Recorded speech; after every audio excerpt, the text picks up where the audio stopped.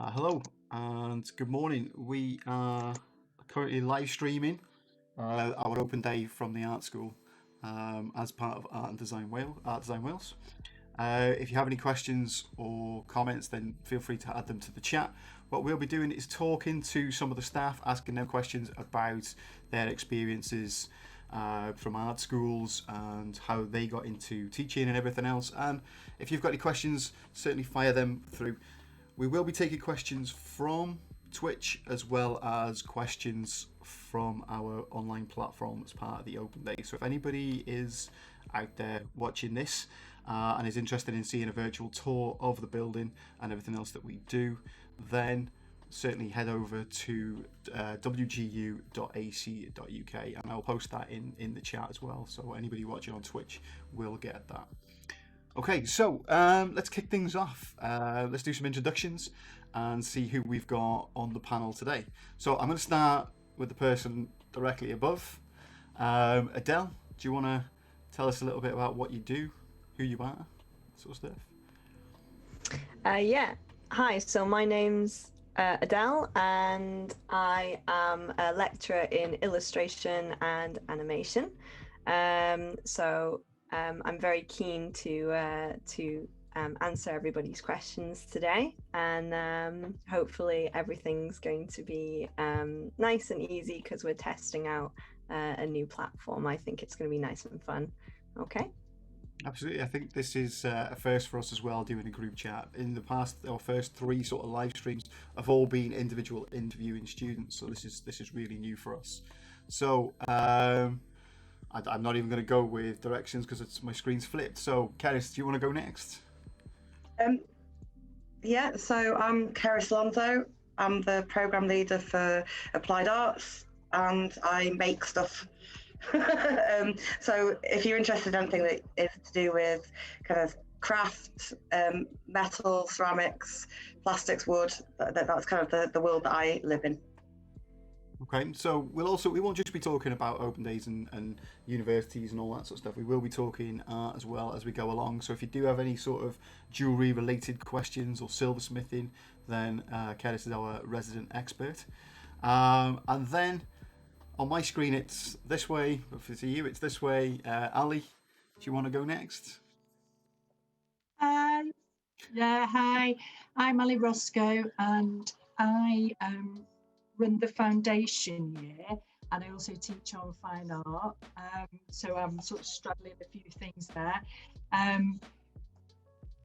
In fine art we use any materials, we do absolutely crazy things, we do some working through lots of different ideas. It's a really exciting course. There's a chance for collaborating, there's a chance for working on your own. The foundation year, you'll have a go at a bit of everything, get to meet all the different staff in the art school. That's a really rapid year. So anybody who's feeling like they need a little bit extra time to figure out which direction they would like to go into, it's a good idea to sign up for the foundation year first of all.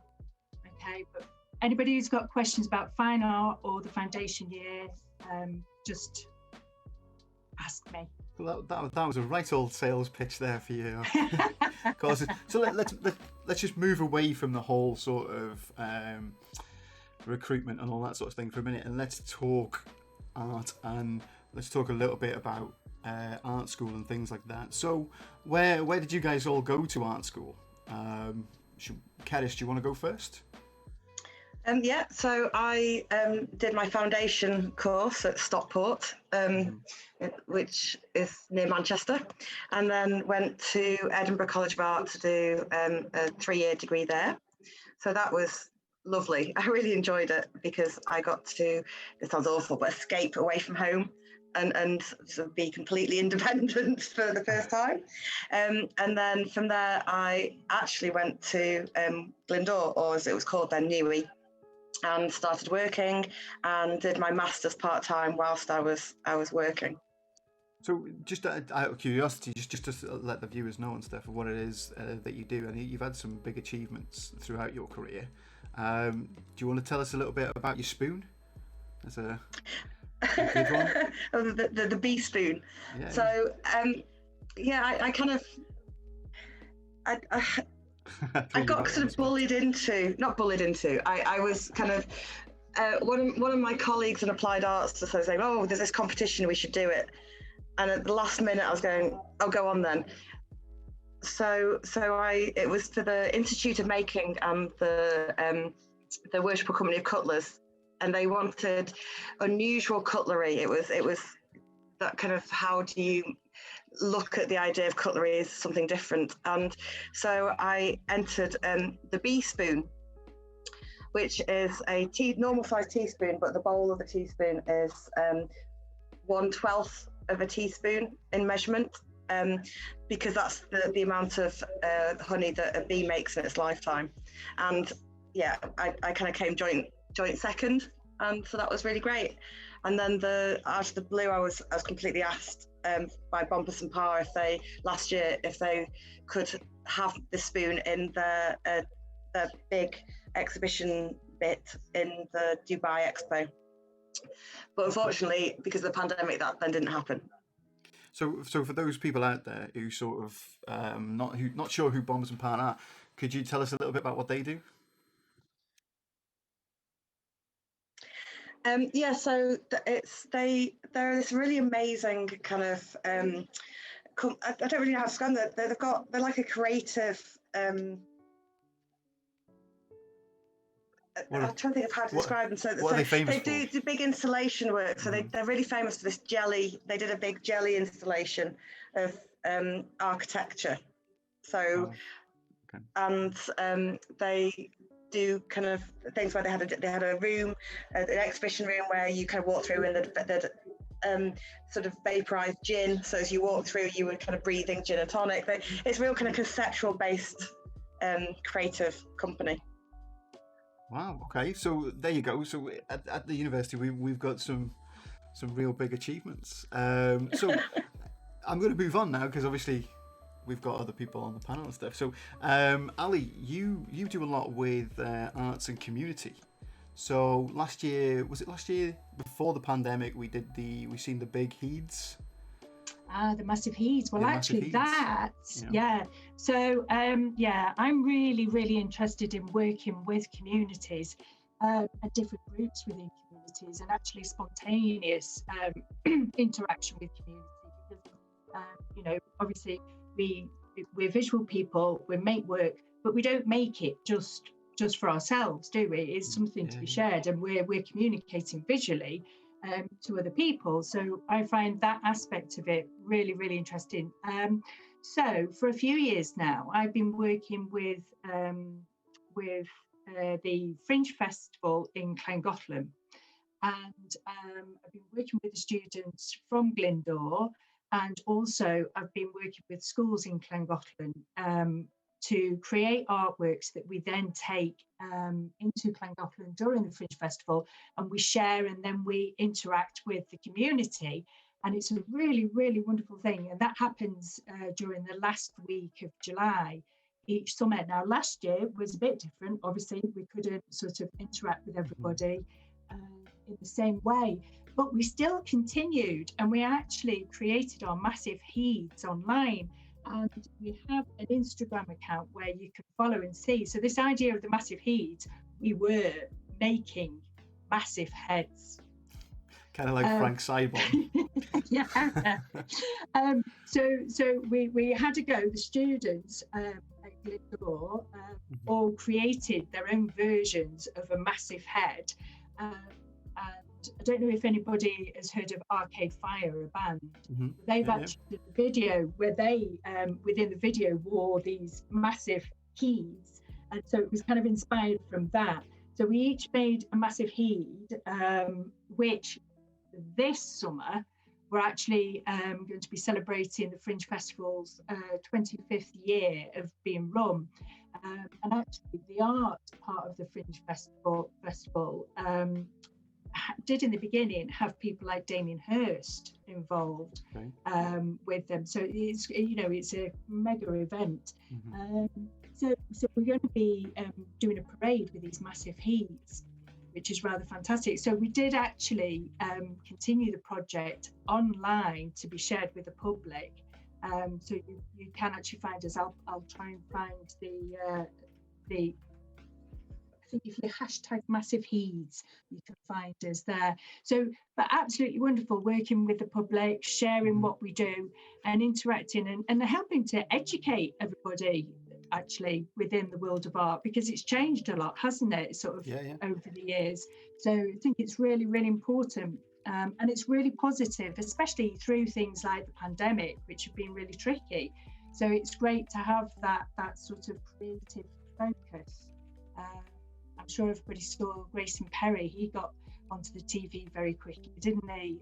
Bringing people in and doing creative activities to help keep people's well-being in a good place. So, yeah. Yeah, I mean, that was straight away, wasn't it? Straight from the pandemic, Grayson Perry was right in there, wasn't he, with his art club and bringing all celebrities together, and even celebrities that we didn't even think of that went to art school. Kenneth, I think you mentioned Ricky Wilson from the Kaiser Chiefs recently went to art school. Keith Lemon's been to art school, and they all started now doing their own art shows and stuff.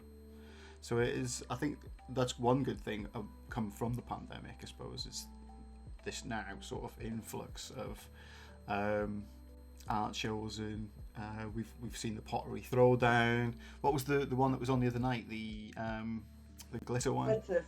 Yeah. So with jewelry and things like that, and it is massively, and this is kind of one of the things that inspired our channel as well, is lifting the veil on what artists do, how they make stuff, their process, because it was really interesting what Grayson Perry was doing in his process, and then the process of the glass blowers on Netflix and whatever else.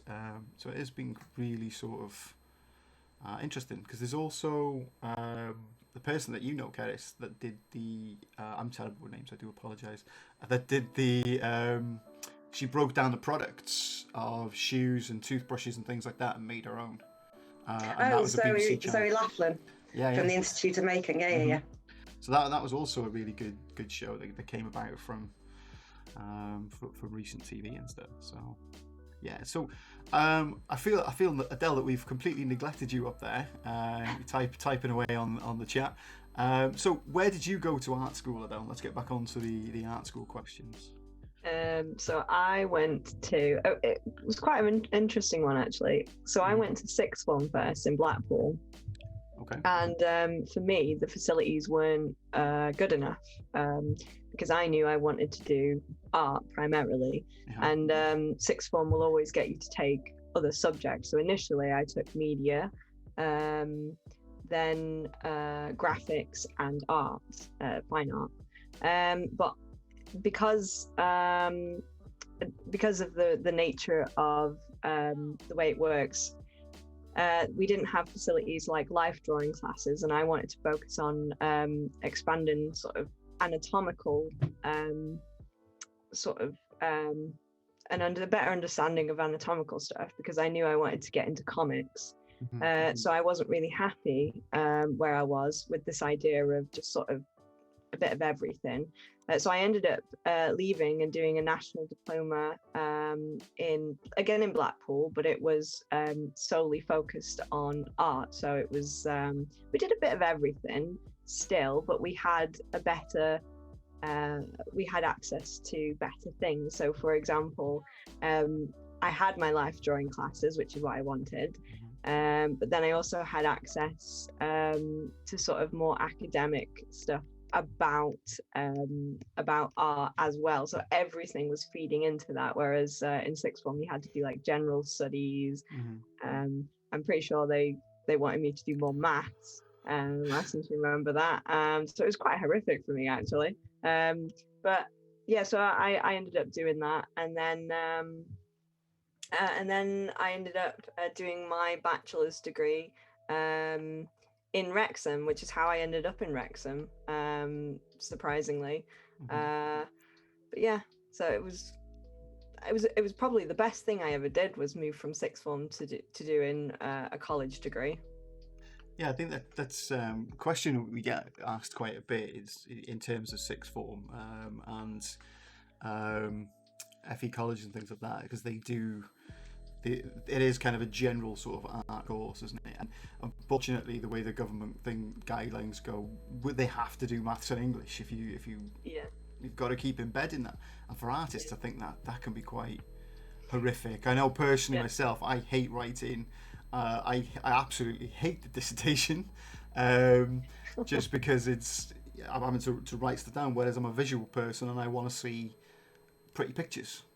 I don't know if that's the same for everybody else on the panel, but obviously in academia you do have to write, so that is part of my job. But in terms of having to do maths and English, it's kind of like I quite enjoyed the writing. So we did have things like contextual studies when we went to the college, and I loved it. But it was because it was a subject area that made sense to me, whereas maths was just so far beyond what I think, you can write about art. I couldn't do a mathematical equation about art, though. I mean, somebody might, in their next dissertation tell me otherwise, but I'm not gonna lie, I think I was just so invested, and I think a lot of people, maybe a lot of people joining us today will feel the same way.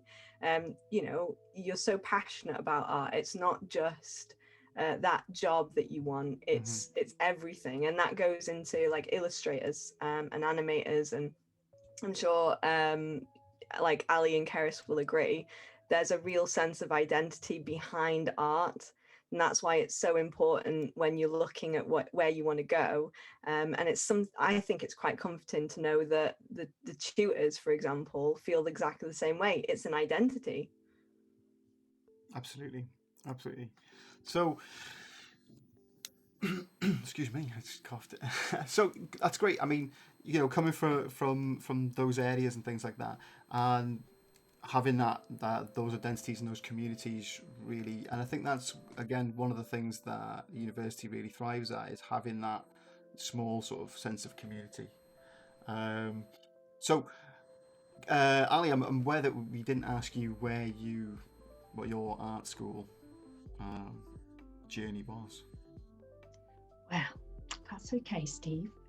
So I went to Manchester Polytechnic for my foundation year initially, and it was the most amazing year ever, because it just opened up the possibilities of what art could be, and just it was great to see actually what happened in different disciplines. So I kind of always knew that I was fine art, but actually I realized that I was interested in all these other disciplines or aspects of the different disciplines, and it was a brilliant fast whirlwind of a year where I tried so many different things, and it really opened me up, especially after A levels where you're quite constricted, but more than anything, the foundation year, I felt, gave me more time, because I think schools don't necessarily give the creative subjects, do they, that much time to blossom. And I think one of the biggest things that we need as creative individuals is time to make, and time to reflect, and time to discover what else there is out there. So it was absolutely fantastic. And then I actually took a year out and just did my own making on my own at home, and had a part-time job. And then I went to Sheffield University, which again was superb.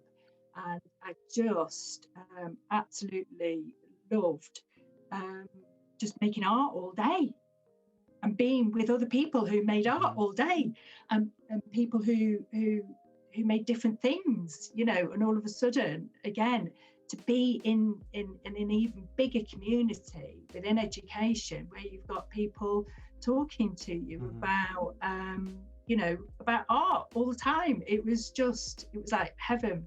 And yeah, absolutely wonderful part of my life. And I think that's why, whilst I was there, I knew that I wanted to go into teaching art. And I knew straight away. So I actually took different opportunities whilst I was doing my degree to engage with opportunities where I could be, teaching groups and gaining experience, which was wonderful. And so one of my favourite tutors said to me, don't go into teaching straight away, go and live life, do some other things. So I went off and I did other things. And then I decided to do a teaching qualification and started thinking about part-time teaching. And I actually taught when it was uni years ago for a short time, which was brilliant. I never moved away. And so, but I've run a small gallery. I've done sort of workshops independently. So I've always kind of had my fingers in lots of pies doing different things, but it's been fantastic coming back to Glyndŵr and being able to be around students who also want to learn about art and being able to share that with them and create opportunities and share those experiences. So yeah. Well, that's a great journey, a great experience, and it's always good to hear that sort of story of how people have got to where they are right now. I'm always fascinated by how people sort of move from one thing to the next. I mean, that's really topical, because some of the questions that we've got going off on our other platform there is about placements and opportunities for students. So we've got one in the chat there. Do you have placements and opportunities? Curtis has answered that in the chat. But yes, we kind of do in terms of opportunities for students.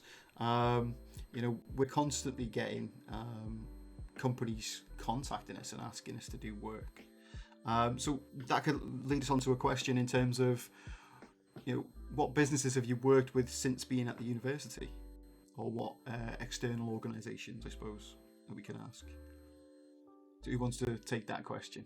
I can start with that. So we work with kind of so many different kind of organisations. So we've worked with the Wrexham Mile Hospital, producing work for the corridors and external spaces there. We've worked with the council to produce stuff. We've worked with the museum. We've worked with kind of private individual companies. It's really broad. We have so many different kind of companies or individual people coming to us with we'd really like to work with you, we'd really like to get the students involved in this commission or this competition, and they, even from kind of engineering firms wanting us to work with them using their materials to create something for trade shows in Germany, or it's really broad and varied.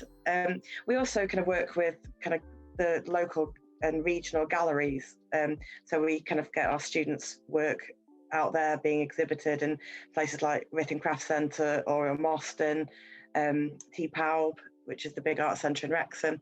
So it's all about getting student work out there so you get that experience of real life and employability. Yeah, absolutely. And to add to that as well, to what Keris was saying, the fine art, more recently have done things with T Paub, the gallery in Wrexham, and also in Dean, a small independent gallery, and then Oriel Moston, and also Theatre Clwyd in Mould. We had residencies pre-COVID and the pandemic. There was residencies at Easter time at Theatre Clwyd, which was a great experience. And then also a couple of years ago, Sean Edwards was the Welsh representative at the Venice Biennale, and we had 2 students from the fine art course who were paid.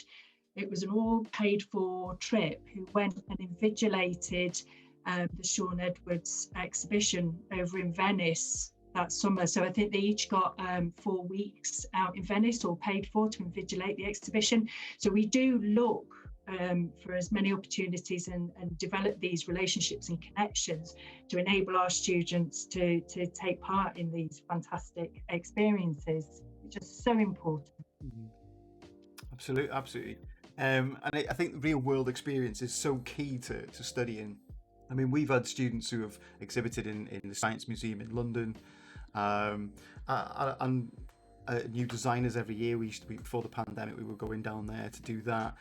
We'd always take student work to UCAS fairs and various different galleries up and down the country. And so I think that getting companies in. I mean, as part of the animation course, we get emails near enough every week, excuse me, asking if students would work on various different projects, because we've actually been working on one project at the moment, which leads us to one of the other questions that we were going to talk about in terms of arts and health. Me and Adele have actually been working with criminology to look at trauma-informed practices and getting the students involved in creating an animation with criminologists, and getting that together, that they then sort of will pass that out to the World Health, the National Health Organization, to see how trauma informs practice and things like that.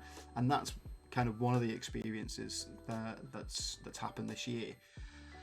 Not to mention quite a few of the other things that have come up, and some big car manufacturers that have asked us to do various different projects as well. Obviously we can't name names because of non-disclosure agreements and stuff. So in terms of going back to the questions and things like that, somebody's asked, I know Adele, you've just created, well, people on Twitch can't see that, but there's a huge paragraph there from a question that says, what sort of jobs do students go for from illustration course go to? So Adele, do you want to talk us through that and tell us what you've just posted? Yeah. I forgot that they can't see this side of the chat. It's kind of... that I've been busy typing away. As I mentioned, somebody did ask. So I mentioned that we've had students. We work quite closely with people within the industry, and we have ex-students who have all graduated and gone into various locations within the industry. And I think this is something not just within illustration as well, but sort of across the board. And I think with us being quite a nice small university, we've got a really fantastic community feel, which is why it works so well. So as you say, Steve, we've worked with people within like the health department, and I think that's because we've got that community feel that it does so well. So in terms of we've had artists specifically within illustration who are published in children's books. So they have, walked into Waterstones before the pandemic, and I was seeing past students' work on the shelves. It's really satisfying to see how far they've come from when they was a student to where they are now. And also, I think not only that, but people within their cohort when they arrived, they build quite a close connection. So they're also still friends with people who were within their course, and those people, we've got people who are published in comic books, working with DC, Marvel, people who have won the Comics Eisner Award as well. So that's pretty fantastic.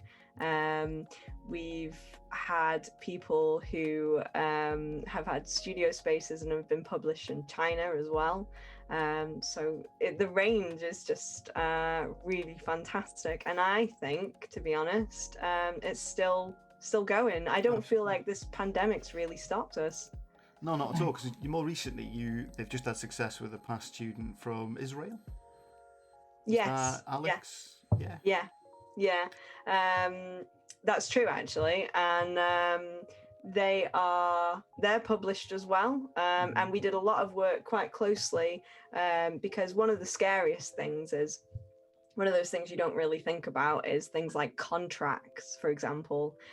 So we helped go through those sort of things with the student, so that they weren't, things like contracts, you don't really ever think about it, and that's the scary bit, because you sign your name on something and it might not be quite what you did envision. So we basically break the whole process down and help you with that.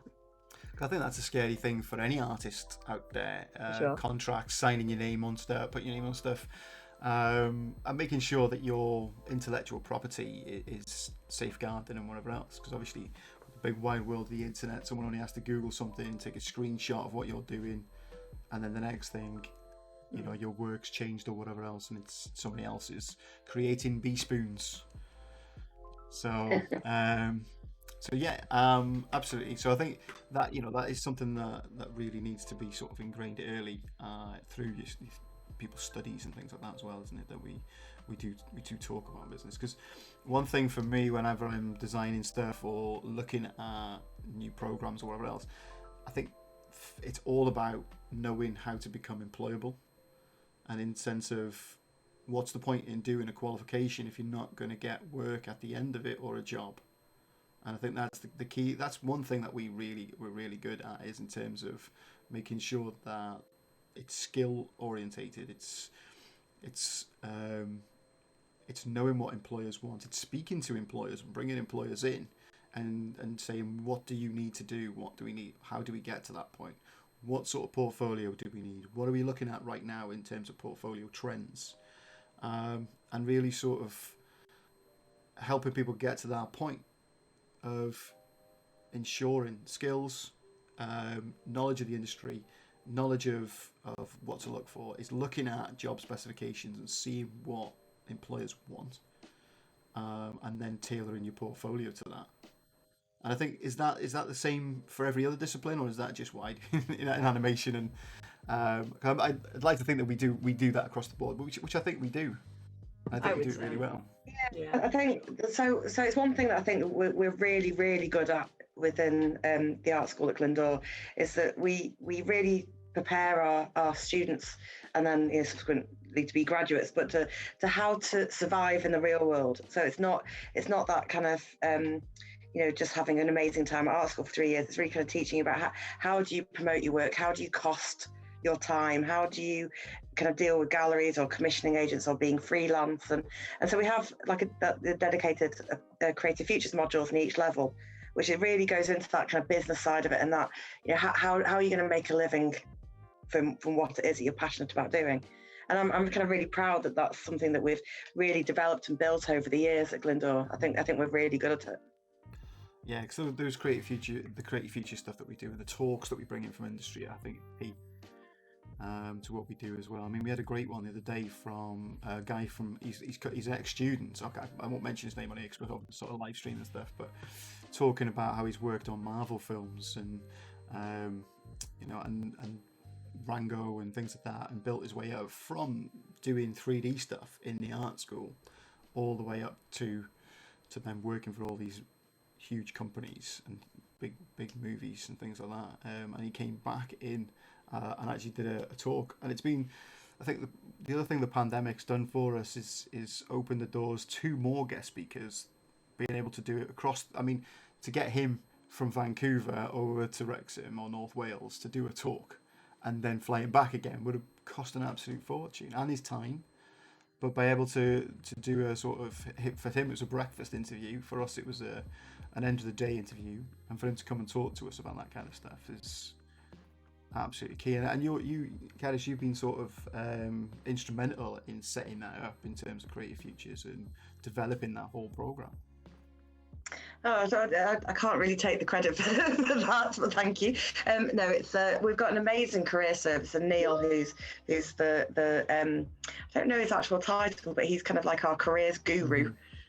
Within the career services. He's, over the past kind of like sort of, must be about 15 years now, we've been kind of building this Creative Futures event, which used to be a kind of a week-long kind of student conference where we'd get all these visiting speakers all coming. But we changed it actually before the pandemic. So rather than having it as one concentrated week, where you kind of limited as to who's available that week to come and give a talk at the conference, to then being kind of spread out over the entire academic year. So all the whether it's in-person kind of talks and presentations from professionals, or whether it's online now, they're all recorded.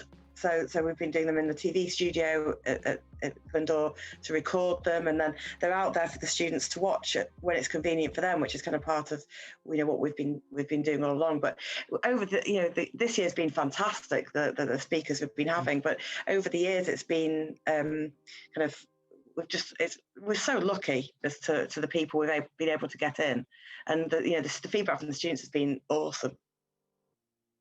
I would agree. I mean, the amount of feedback I've had from the students that was just saying that how great some of these speakers are, and when you think we've had some top photographers in there. We've had some top artists in there.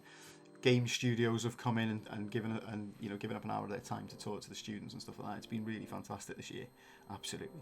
I'm just conscious that we've got another message here on our other platform saying about mature students and asking for information on mature students. So I think the message for us, age is just a number, isn't it? I mean, let's talk about retraining and stuff like that in sense of how many people we get through ask us questions all the time. I get people all the time saying, "Oh, I'm too old to do this now. It's too late for me," and whatever else.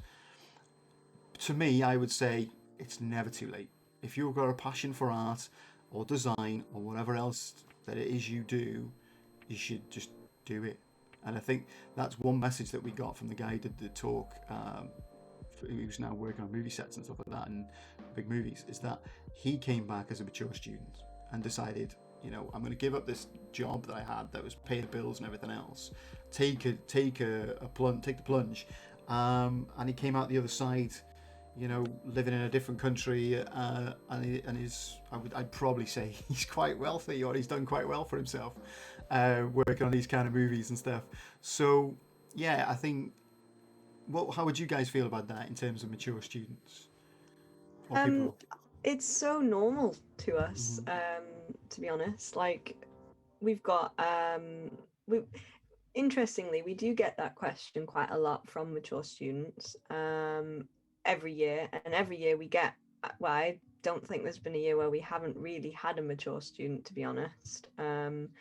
And they fit right in, and sometimes they worry about the content because we actually have one mature student at the moment within illustration, and they have experience, and they've still applied and they're still learning because that's what they wanted from the course. And so I think one of the benefits is that there's no bar for everybody. It's quite a personal course. So for example, when we're giving tutorial feedback, the reason for that is because it can be catered to that artist. One thing that we recommend for an artist is not going to be the same as what we recommend for another artist, and that goes, I think Ali and Keris, you'll agree with me, and the same Steve. It's so natural, but it's also I think really good for the other students as well, because they've had perhaps a different experience. They might have had a more traditional experience when they went to art school. And so they've got some fundamentals that maybe the younger students have missed out on. And so it's really fantastic to see those things working together. It's never been ever a problem either. So we've never had a bad experience from that. It's usually just, it is what it is. I suppose once you get to university, it is an adult environment. It just is. That's one of the things I love about university, and one of the things I hated about sixth form.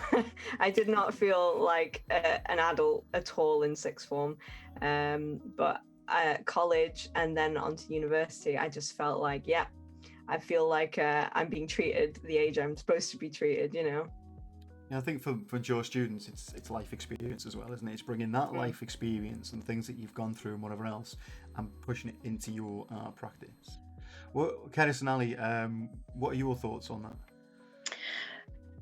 that? We have a lot of real mixture of mature students and, I guess, the more traditional kind of straight from kind of A levels or foundation students. It's because we're very much a making course in applied arts. It's people who've kind of always wanted to make, but they didn't really know that there was a program that they could learn how to do it. It's always that kind of people kind of have come from that kind of that background where it was they were told by that generation were told by their parents with you need to go and do a proper course or get a proper job, and weren't really given that opportunity to really explore their passion for making. And so we have quite a lot of students who their kids have just started school, or they've just they go, right now I can kind of do what I want to do. So we have a real mix of age groups, but I do think that it's all about just having that passion. It doesn't matter how old you are, it's about that passion for the subject, and that's what kind of makes you really successful as a student and then a graduate. Yeah, absolutely. I completely agree with that. Ali, what do you think about that? I'm in agreement. I think, if anything, people, of different ages, from different backgrounds, just makes it richer for the cohort, richer for us. Because really, it doesn't matter how much or little experience you've got. We all come with our own perspective and with from different places.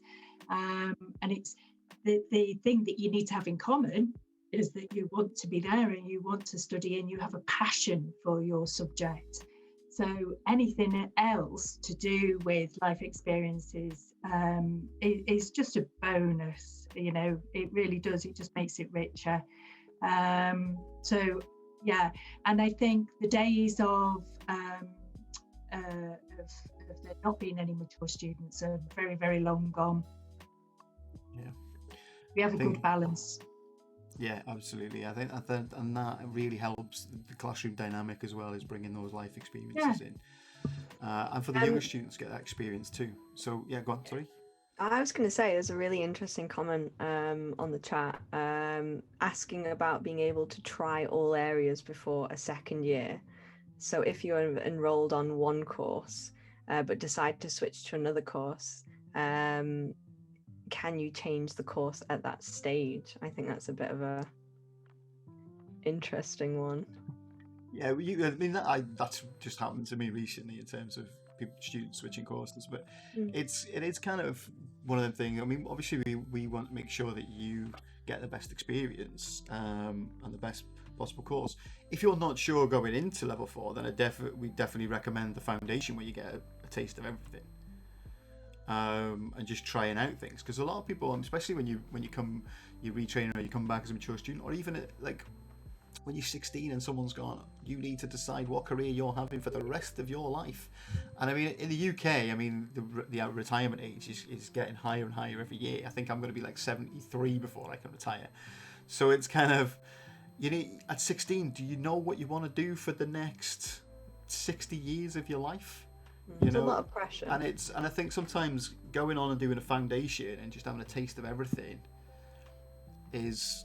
would really sort of help with that and spur that on. But in terms of switching programs, I think we do that, don't we? We do have transfers. We also, in the first year of all our programs, we have a shared module that's all about visual communication, and I think visual communication means different things for different people.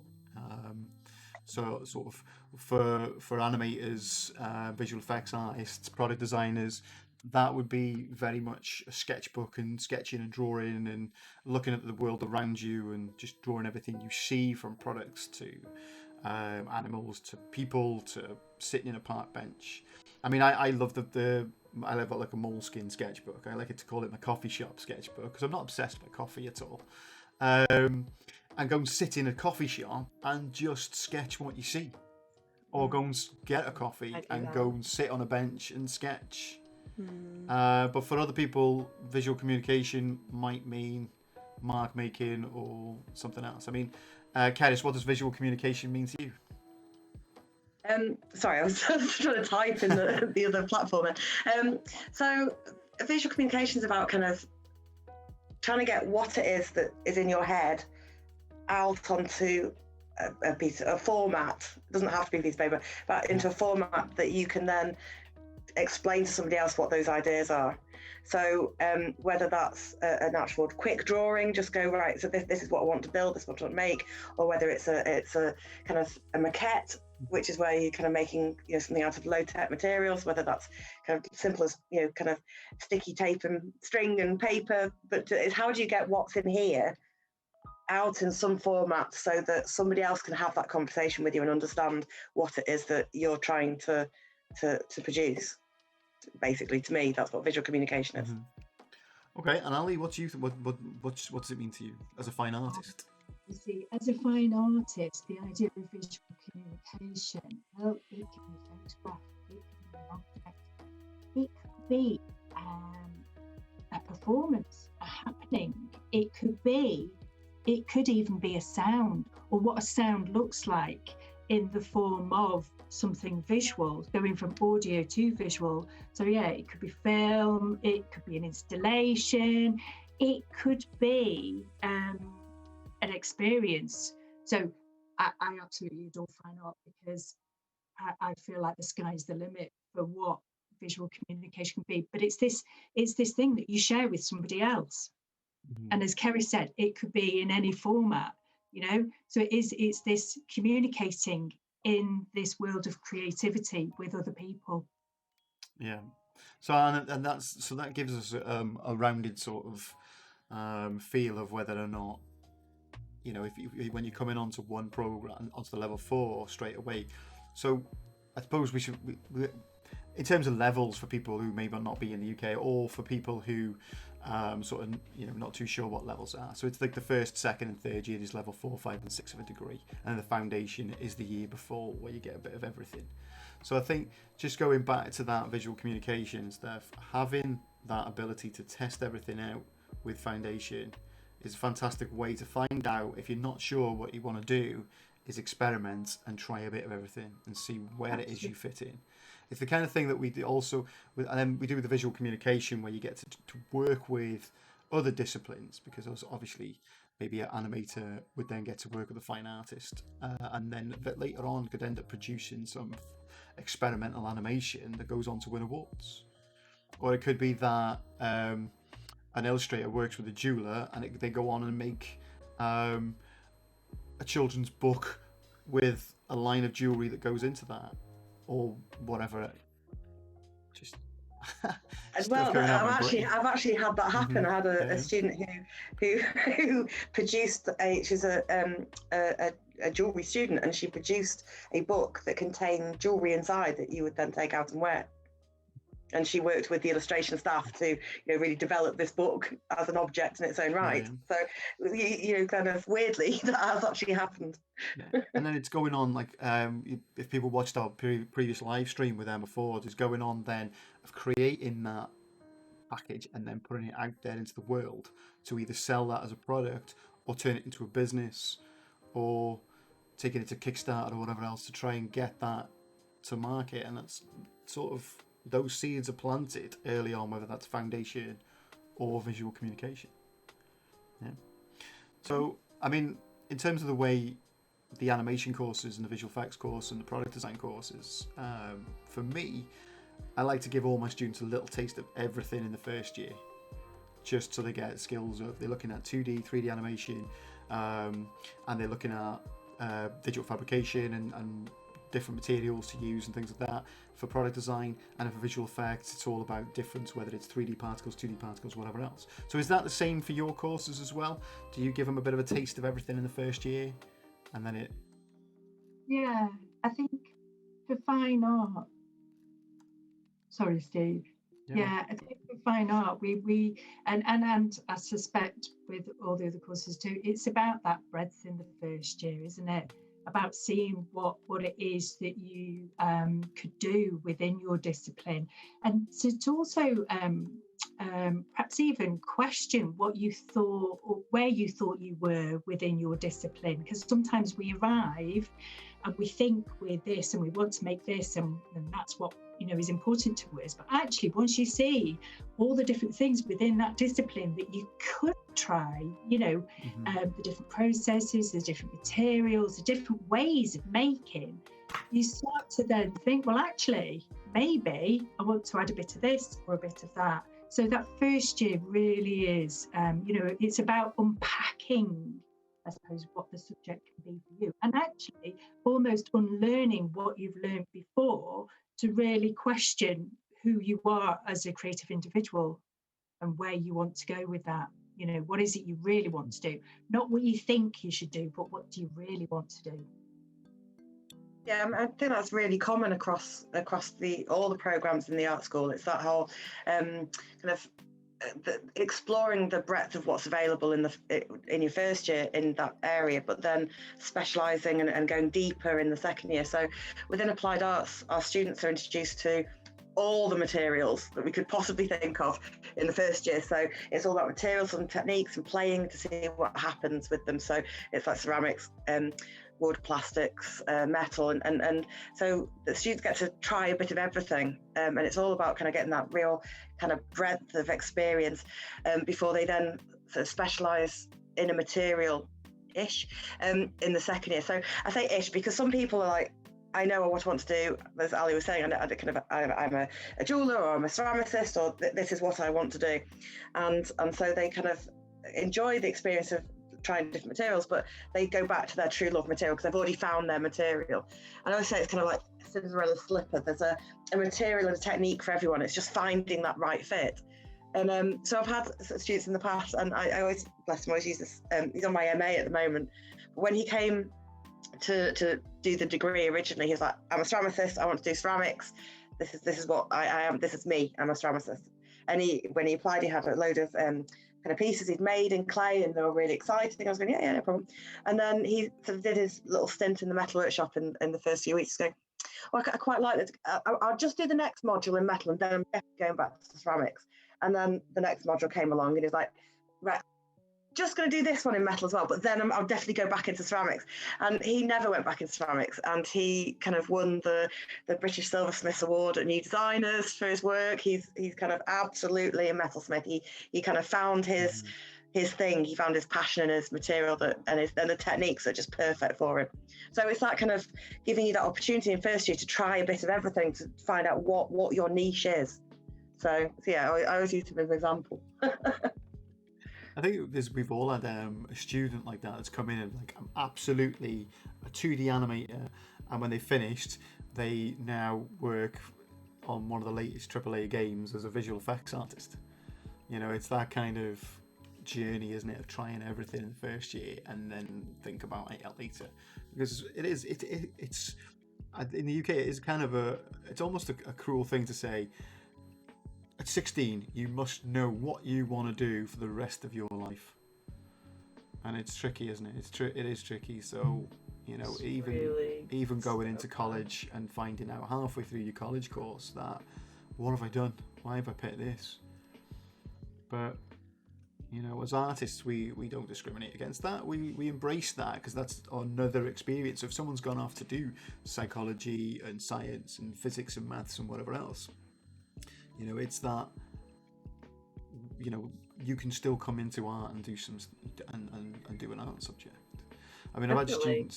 I've had students in the past who have gone from art into something like Egyptian archaeology, but used all the skills that we've given them are all transferable as well. So, like I was talking to someone yesterday about students going off to work for sofa companies after they've done 3D or animation to create the adverts and stuff. It might not be a cartoon or whatever else or movie, but it's still transferable. They still enjoy what they do, and off they go. Adele, have you got any experiences like that as well?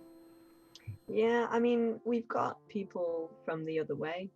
So we had a student who's a successful comic artist now, and they did, I think they went all the way through to their second year.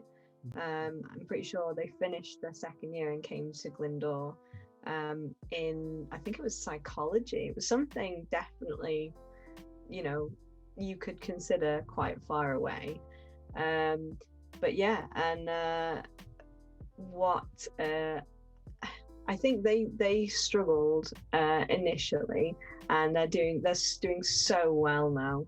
Really enjoyed and to be honest, I remember it was quite a scary transition too, to think that they had invested all this time. That goes back to see what you were saying, where there's never a late moment to do something else. It's never too late.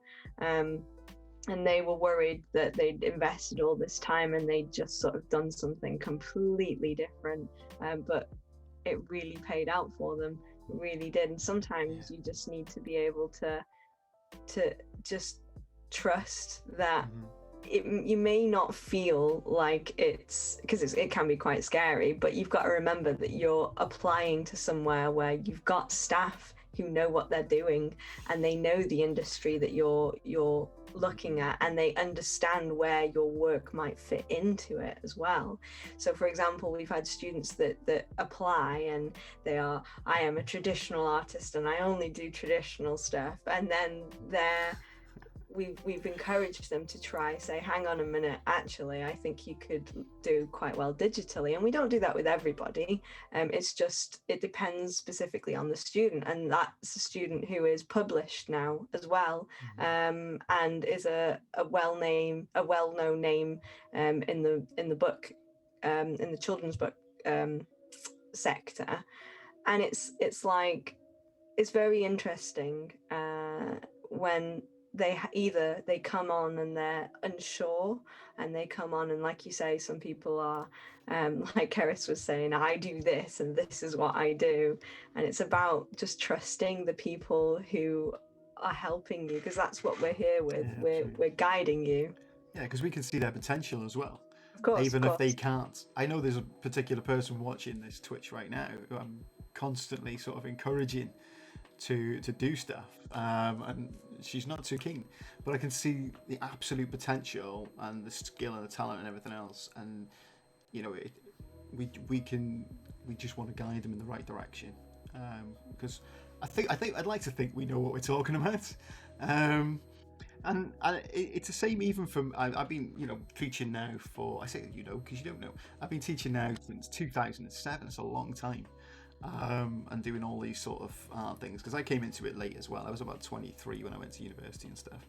So, and it still absolutely fascinates me, and I love working in the art school. I had the chance to move over to different departments, and I've come from different tech sectors and stuff. And it always draws me back to the art school. And doing this Twitch stream has been great, because I can then pester students from other disciplines to come on and do the live stream, let me talk to you and stuff, and see what you're doing. I mean, next Wednesday we've actually got a guy called Winston coming in, who's a large scale sort of canvas portrait type abstract artist. I mean, Ali will tell you a bit more about Winston's style, but we're going to go and set up a camera in his workspace within the school and just see what he does for a couple of hours, and I think just seeing that process is amazing. We've had requests from people in the chats and stuff to see what, because we on the stuff on our Instagram about casting and silver casting and things like that, and like, can we have that on the Twitch channel? Can we see that happening? And that's the next thing that we're going to start doing is getting into applied arts and live streaming the silversmithing and people casting and stuff like that, because I think that's, people want to see. I want to see it. It's like, we've got a forge, and I love forged in fire. I want to have a go. It's kind of like, and I'm usually, my discipline's all sort of clean and sitting in front of a computer and a graphics tablet and whatever else. And like, I do freak out when applied artists, fine artists start making a mess and spilling paint on my floor and stuff. Like, it's kind of. But I certainly do want to sort of get in, like, see what's going on in their own space, so it doesn't dirty my space. But yeah, Ali, do you want to tell us a little bit about what Winston does? Well, if you do, and also linking back to sort of, I suppose, where people go on to after they've studied with us, or where they've come from. Winston won many awards as a tattoo artist. He's travelled the globe, is very well known and very well connected, and very successful in what he did. And then he reached this point when I remember him coming to an open day and meeting myself and another colleague, Sue Liggett, who's also a fine artist, and asking us about the course. And he didn't have any work with us or anything, but he just showed us, I think, was it on his phone, a couple of tattoos that he's done. And we could see straight away that he had the skills, but what he wanted was to actually come and see what else there was out there, what else he could do, what else he could become. And rather than necessarily, drawing and painting on people, on flesh, what they wanted, he wanted to sort of decide what he wanted to do. So he's so full of energy. He's been having an amazing time. He's now in the second year on the fine art course, and as he said, I mean, he's been drawing the figure within work, but he's developing installations. He is thinking about various concepts or events that have happened. He's been focusing on a piece by Duchamp more recently, and sorry, I can hear somebody else, and recreating something, recreating an artwork and exploring that. And so he's been touching upon, Winston touches upon some quite difficult issues within his practice, but he will, you know, he'll go from taking photos to painting to working with charcoal, and like I say, installation. So he'll move through the material. So he's a really interesting guy. So if you can, definitely, you know, join us on Twitch on Wednesday, because I'm telling you, it will be entertaining, because he is entertaining as well. We've also got somebody else who worked for the BBC for years and is an award winner, a BAFTA award winner, with the BBC, who's now on our first year of fine art. And we've also got people who have been in the forces, who've been out in Iraq and places, Northern Ireland, ended up with us. Yeah, so it's great.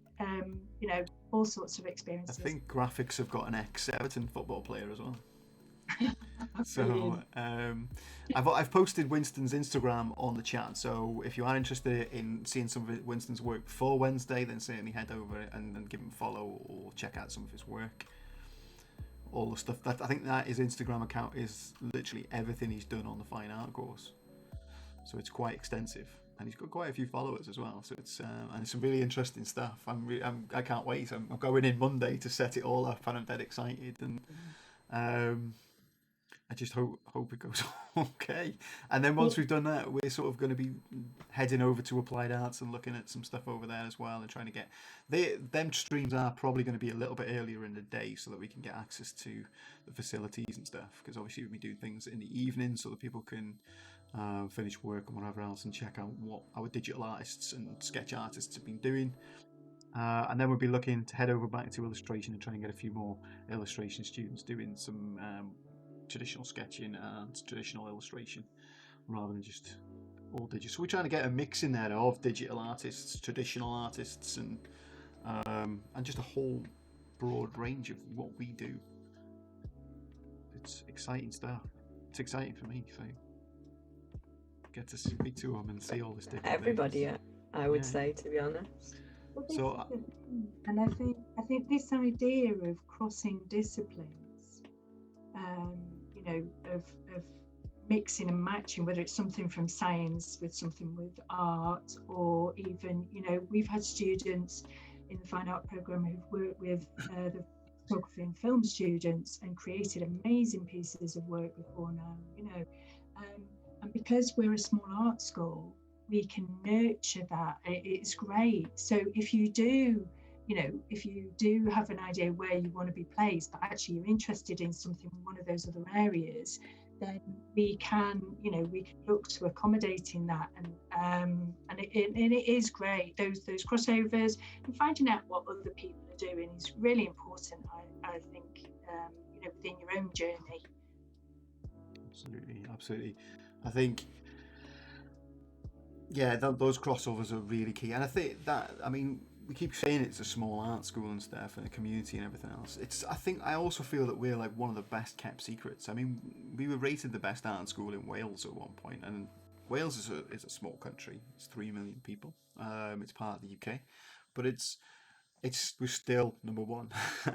So, you know, we do, and I think that helps with the community. I also refer to it quite often as Cheers, and for those old enough to remember Cheers, it's the tagline is where everyone knows your name.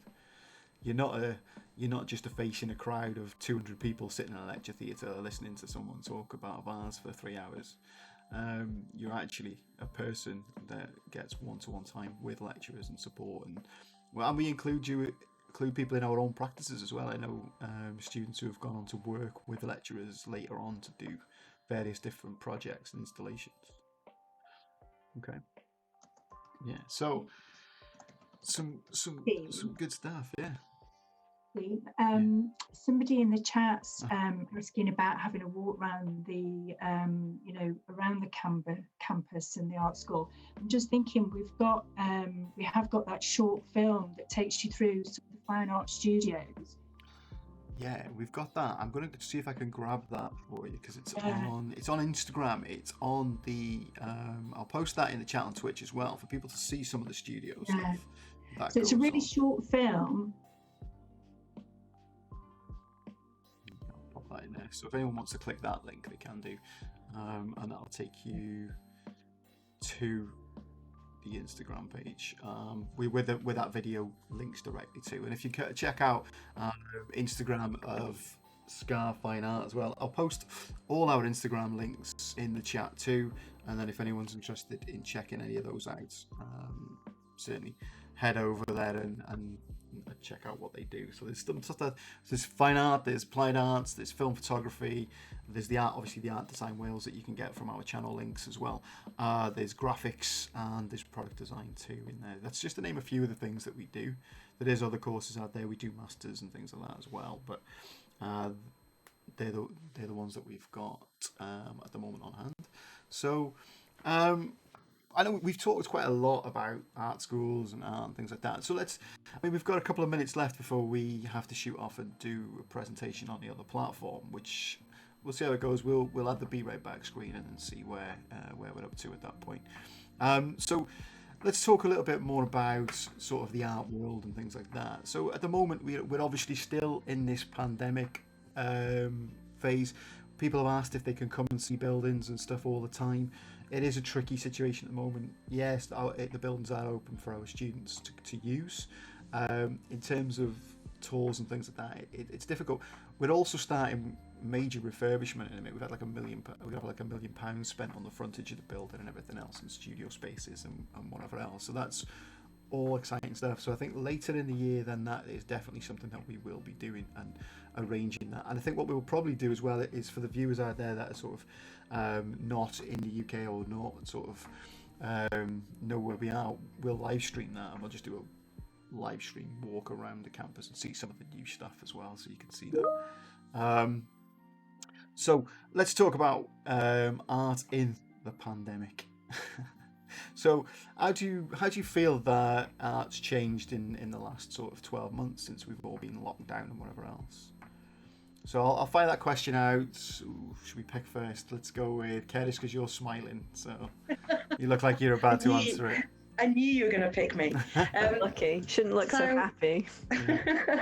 So it's difficult to answer really. So one of the really positive things that's come out of this is the fact that kind of galleries and exhibitions and artists are kind of showing their work for free live online. So it's kind of you're getting that veil lift. So there's all these opportunities that you wouldn't normally get to see. So normally you'd have to like travel to wherever to go and see the exhibition, or kind of book into the talks that were happening. And now it's kind of it doesn't cost anything. You can just go and kind of get involved in it anyway. So the Crafts Council, with their big collect kind of event that they have every year, this year it was completely online, which meant that anybody around the world could see it and buy work as opposed to having to travel to London for it.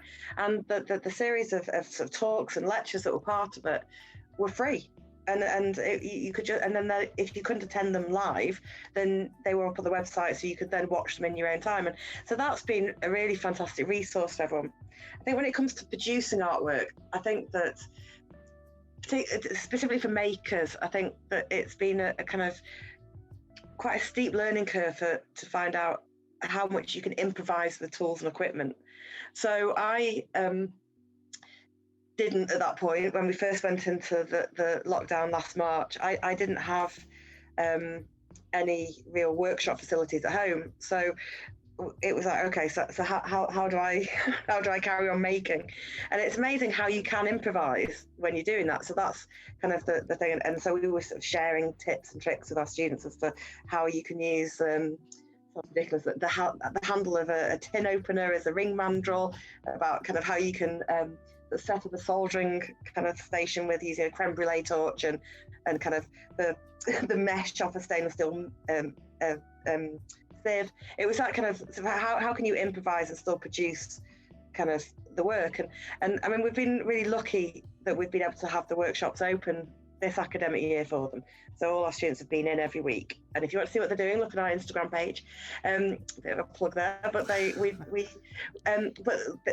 kind of like hacks as to how can you improvise with specialist equipment, or if you don't have special equipment, it's been really useful. So it means that our students, when they're not in the workshop at college, are then still making and producing at home, because they've got, they've kind of set up their workshops early. Excuse me. Normally, students set them up towards the end of their home workshop towards the end of the third year. But we've got first years, we're lending out specialist tools. So our first years are setting up their making spaces at home, and it's kind of stuff that people would normally just go, oh, I'll just use facilities in uni, and now going, oh, actually, this is how I can do it. And so I think that the people have really kind of engaged with making much more, and I think that that's a wider thing. If you look at, as we were saying earlier, about the Grace and Perry Art Club and all the other TV shows, I think that initially in the first lockdown back a year ago, it was very much about kind of, right, okay, so what do I do now? And I think that people were like, oh well, I've always wanted to try this, I've always wanted to make that, and it gave kind of people that opportunity.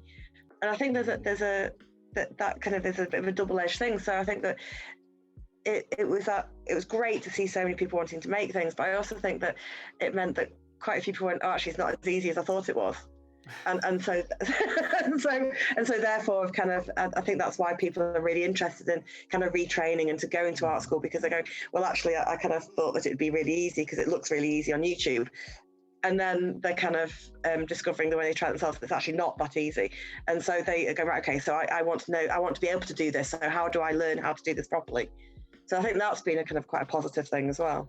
Yeah, it certainly boosted the Netflix show Nailed It as well.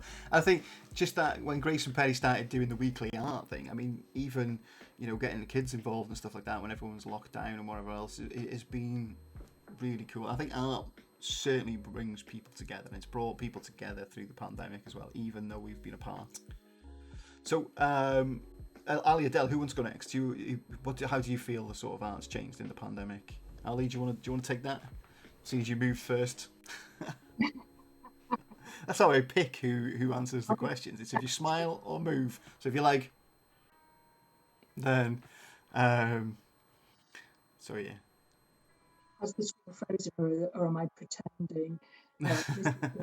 So yeah, I mean, the thing is, I suppose, it put the world into a very different place, didn't it? Going into this pandemic and going into a lockdown and being all of a sudden isolated to a degree. So, and I think the brilliant thing is with art is that artists will make a response and we'll share that, and we see all sorts of different responses coming out, on social media, on TV, and things, and it's great because actually it's so positive when you think. I mean, one of the skills I think that we as creatives are, no matter which discipline, that we are really great at is this problem solving.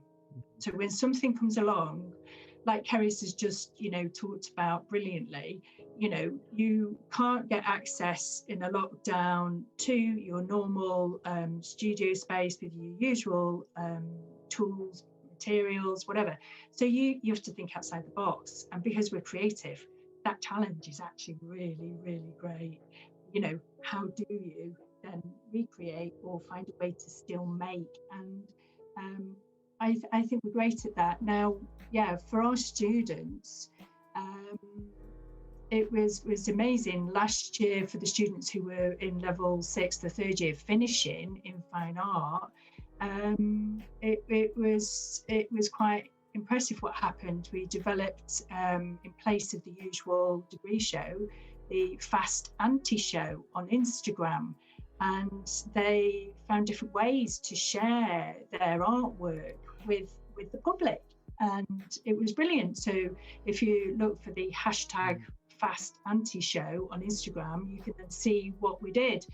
And it was really wonderful, and it was the first one of its kind, because obviously all universities were like, oh, what are we going to do? How, where are we going to go with this? So it was tricky, and various people who know people in other universities were talking about, what can we do and how can we still make things happen. And it has been really interesting, and it's been great because people were coming together to support one another and help each other. When we were planning for the academic year that we're in at the moment, I think, like Keris, she knew that she had to enable students some access to the studios, and likewise for fine art. So we worked out a way, and we've been able to have students in throughout the year. Those that wanted to come in and use the facilities have been able to come in, even in local lockdowns, things like that. They've still been able to access the studios, and we've all been really careful, and touch wood, so far, it has been amazing what we've been able to achieve, and how we've used digital technology and these platforms to still find ways to share work. And we found some really great things, that some things have worked better online than perhaps they did in person, and then obviously there are lots of things you need to be in person. So I think we've done really well to keep that sort of community, which could easily have been lost. So it's not quite the community that it was, being together physically in a space, but we found ways to create as good as online for those that can't come in, and then those that are in, the community's been kind of different because we've been at a distance and we've been masked up and things, but we've done it, and they've been able to still make work, and some of the work has changed greatly because of it, but in a really exciting, interesting way. And some people sort of changed quite a lot in fine art, maybe, who were sort of physical makers became digital, but now are sort of going back to the physical, but taking the good things from the digital back to the physical. So I think there's always positives, even in a pandemic. It's really hard for everyone. I think quite quickly. I mean, I don't know whether it was because we're creatives or artists or whatever else that we managed to adapt into that way of working straight away by the power of Teams and Zoom and live streaming and stuff like that. So yeah, I mean, you both said that it helps being sort of creative and having that art background in order to adapt and problem solve and overcome that. So Adele, what's your opinion on that?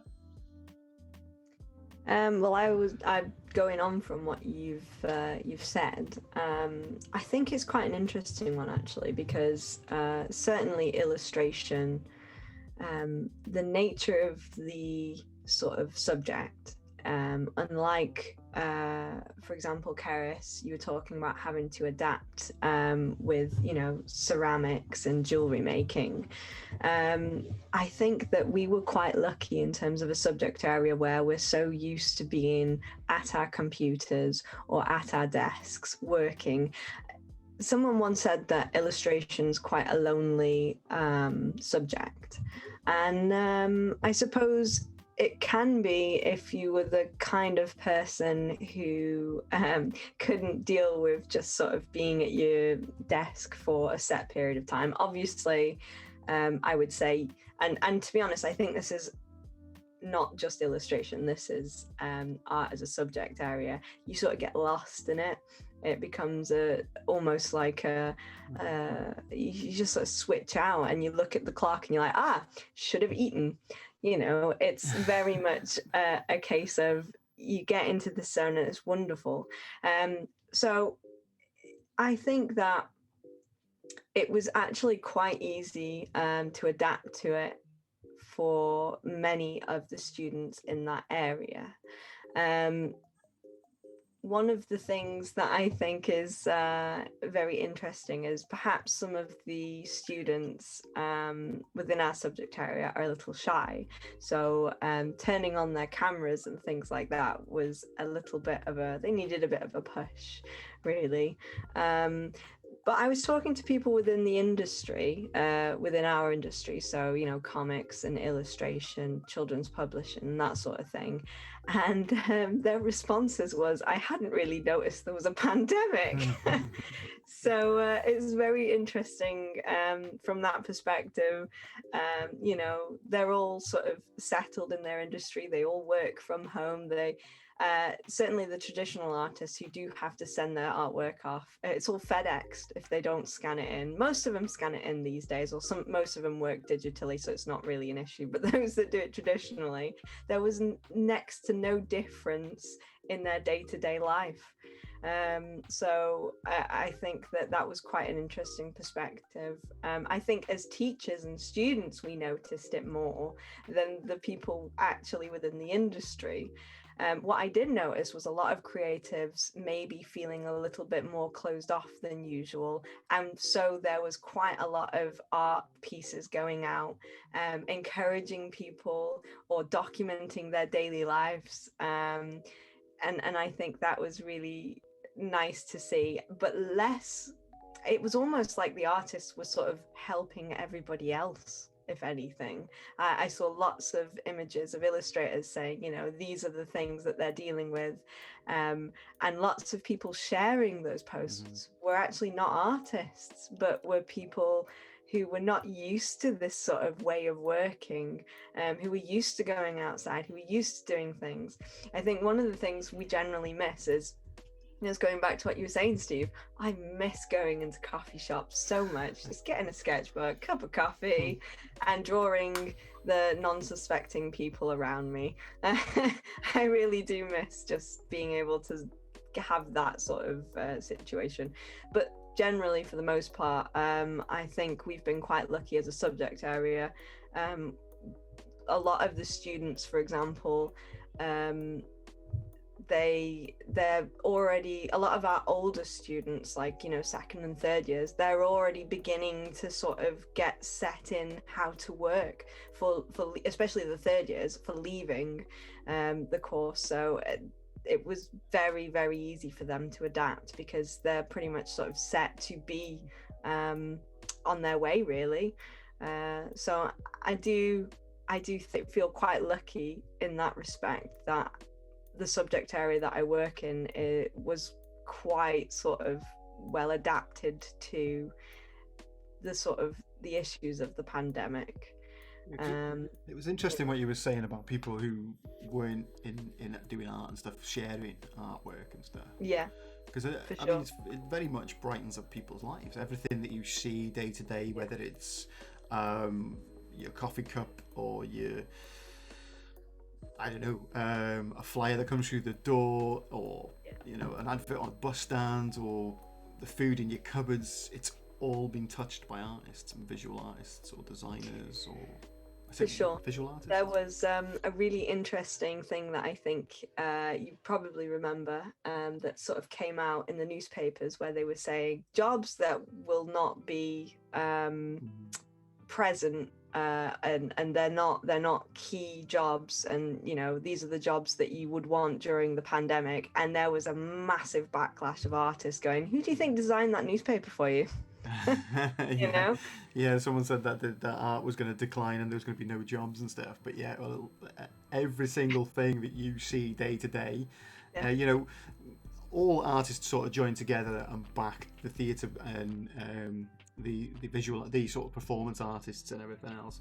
You know, even down to you know, musicians and things. And we all, I mean, we speak to each other regularly, and we always talk about gigs and music and things like that we go to, because we enjoy that sort of stuff too, and that's also for you know, part of art.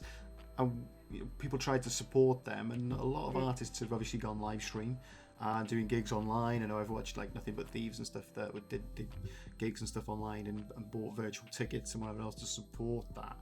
And I think that is, you know, something that people forget about, is that everything you see every single day, whether it's the sounds that you hear, the music that you hear, the jewelry that you wear, the products that you use, the packaging, the advertising, everything has been touched by an artist, whether that's a fine artist, a designer, or a product designer, or an applied artist. Absolutely, even down to the plate that you eat your dinner off has had some form of art used in that, isn't it? And I think it's been key to bringing people together through the pandemic as well. Even down to what saved our bacon when the kids were at home and we were having to do home learning as well, was virtual tours of the Louvre, virtual tours of various other galleries, Da Vinci exhibitions, all sorts of stuff that was going on that they wouldn't have necessarily had if we were just still in our day-to-day sort of doing stuff, because then you'd have had to bought tickets and queued to get in the Louvre and whatever else. But if you can walk around it in your underpants if you wanted to, it didn't necessarily, and it's allowed artists to stay in their pajamas, I think, as well. Constantly. Yeah, but I mean, interestingly, like going back to what I was saying about artists not noticing that really they'd felt like there was any change in the way they're working, and that's because they would just normally while everybody else was going, oh, I can just sit in my pajamas and not put my bottoms on for Zoom calls. In the meantime, the artist hadn't done anything different. They still got up at the same time every day, and they still did all the same things as normal. Yeah. Absolutely, and I think it's been certainly an interesting time. But I do think, like we've talked about, Grayson Perry and Noel Fielding and those celebrities that have come out, and Vic Reeves, and have really sort of give us an insight, because I didn't even know Vic Reeves was an artist until he popped up on Grayson Perry, and it was only because he doesn't use Vic Reeves as his artist name. It's actually his real name, which I can't remember his second name. It's Jim something, isn't it? Certainly, if anyone knows, let me know. Put it in the chat. I can't remember what it is. But until you sort of find out, until this all happened, there was more stuff that we found out about celebrities as well, in terms of art and bringing people together, families doing art projects and posting them on Instagram and social media and everything else. But I think I'm just checking, just conscious of the time. We've got about 2 minutes. We're supposed to do a presentation on this WGU platform, but I'm actually thinking, do you want to continue doing this, or should we take a quick break and then come back in about half an hour's time? How would you guys feel about that? I'm keen to get more coffee. So I think, we've been talking now for about an hour and a half, so I do feel like I do need to give out the guests a little break. So we will hit that, be right back. So if you do have any questions, keep sticking them in the chat. Come back. We'll come back. I'll post the time in the chat for when we are coming back. So if you do want to come back and check out what we're talking about, or if you've got any questions that you want to ask us, I'm keen to talk about things like life drawing and things like that, and I've got a few other questions that I've got ready to pose to you guys as well. So we will be back shortly. Thank you very much. Find me. Thank you.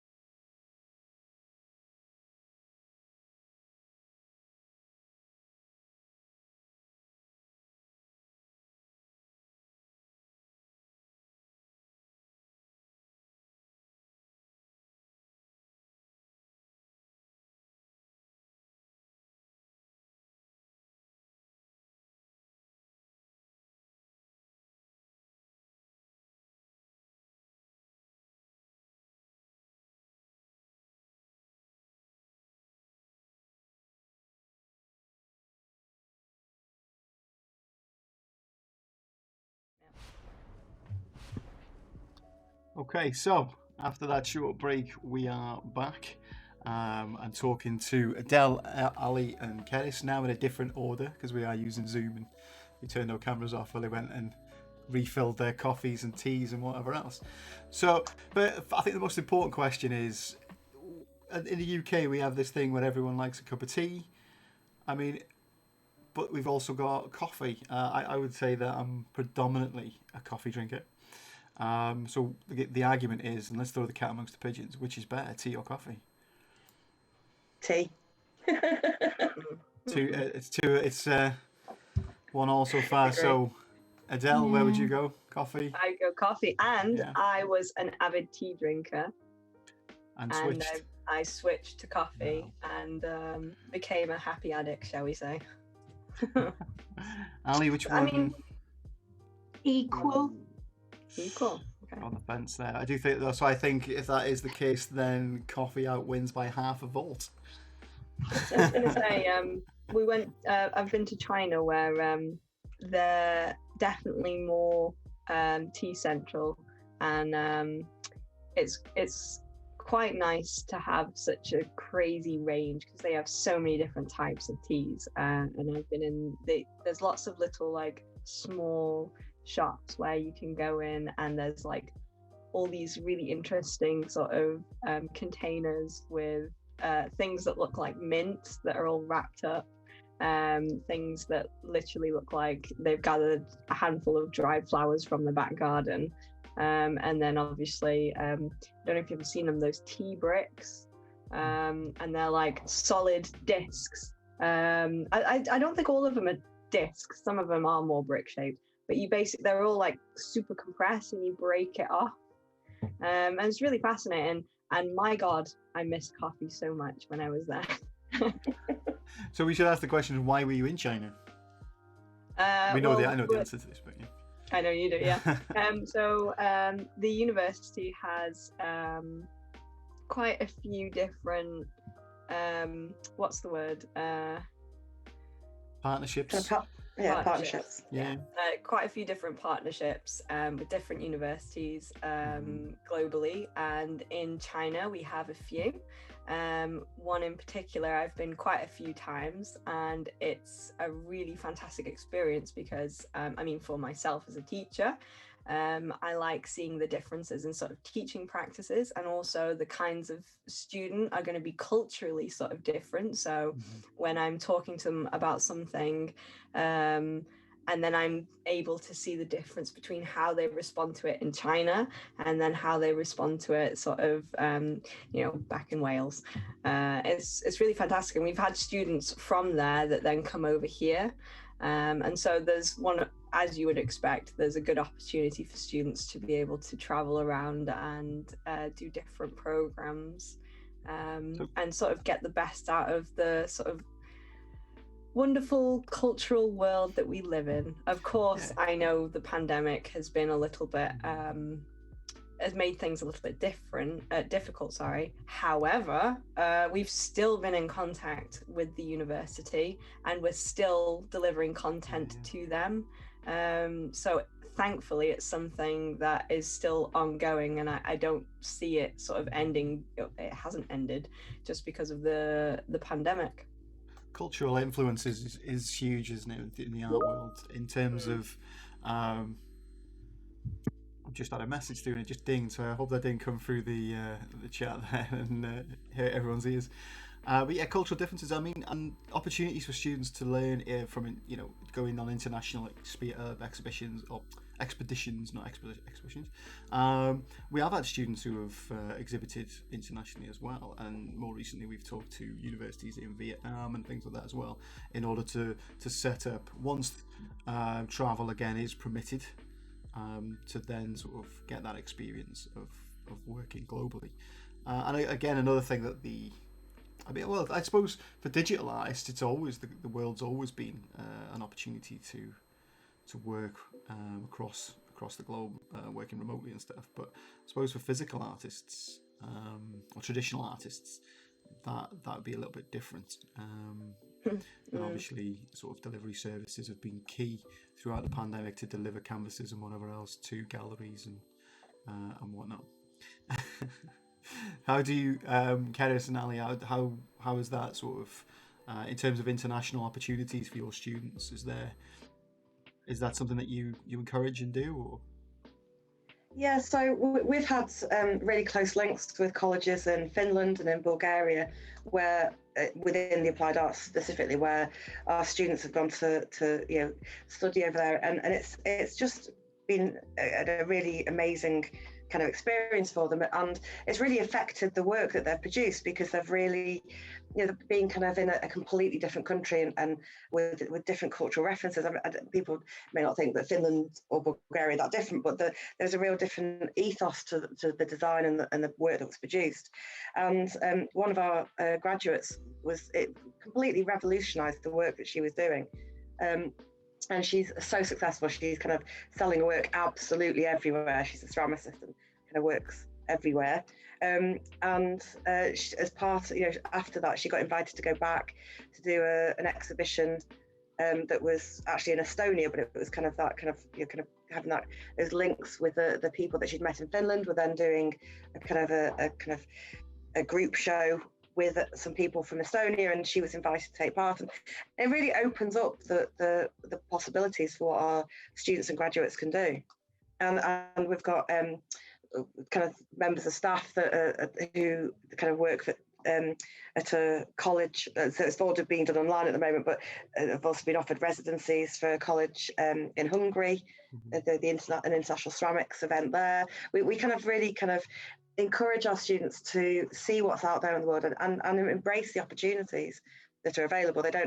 It's not about just what's happening in North Wales, it's what's happening in the UK, but also in the world. And there are so many different opportunities to kind of get involved.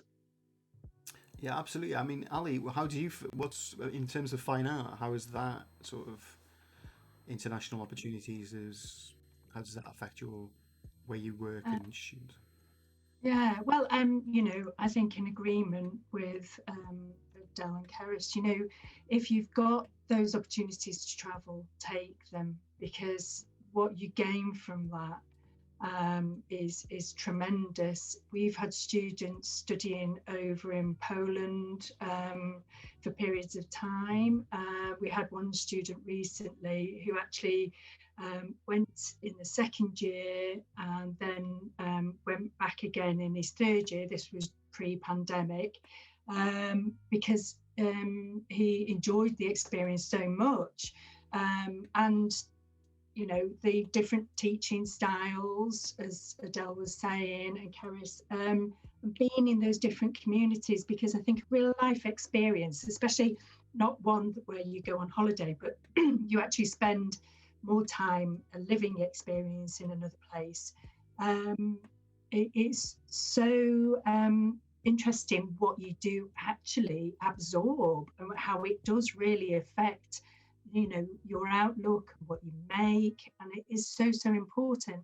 I was saying earlier as well, we had the opportunity a couple of years ago for two of our students to go fully paid over to the Venice Biennale. So the Venice Biennale is a great big art exhibition that happens every 2 years.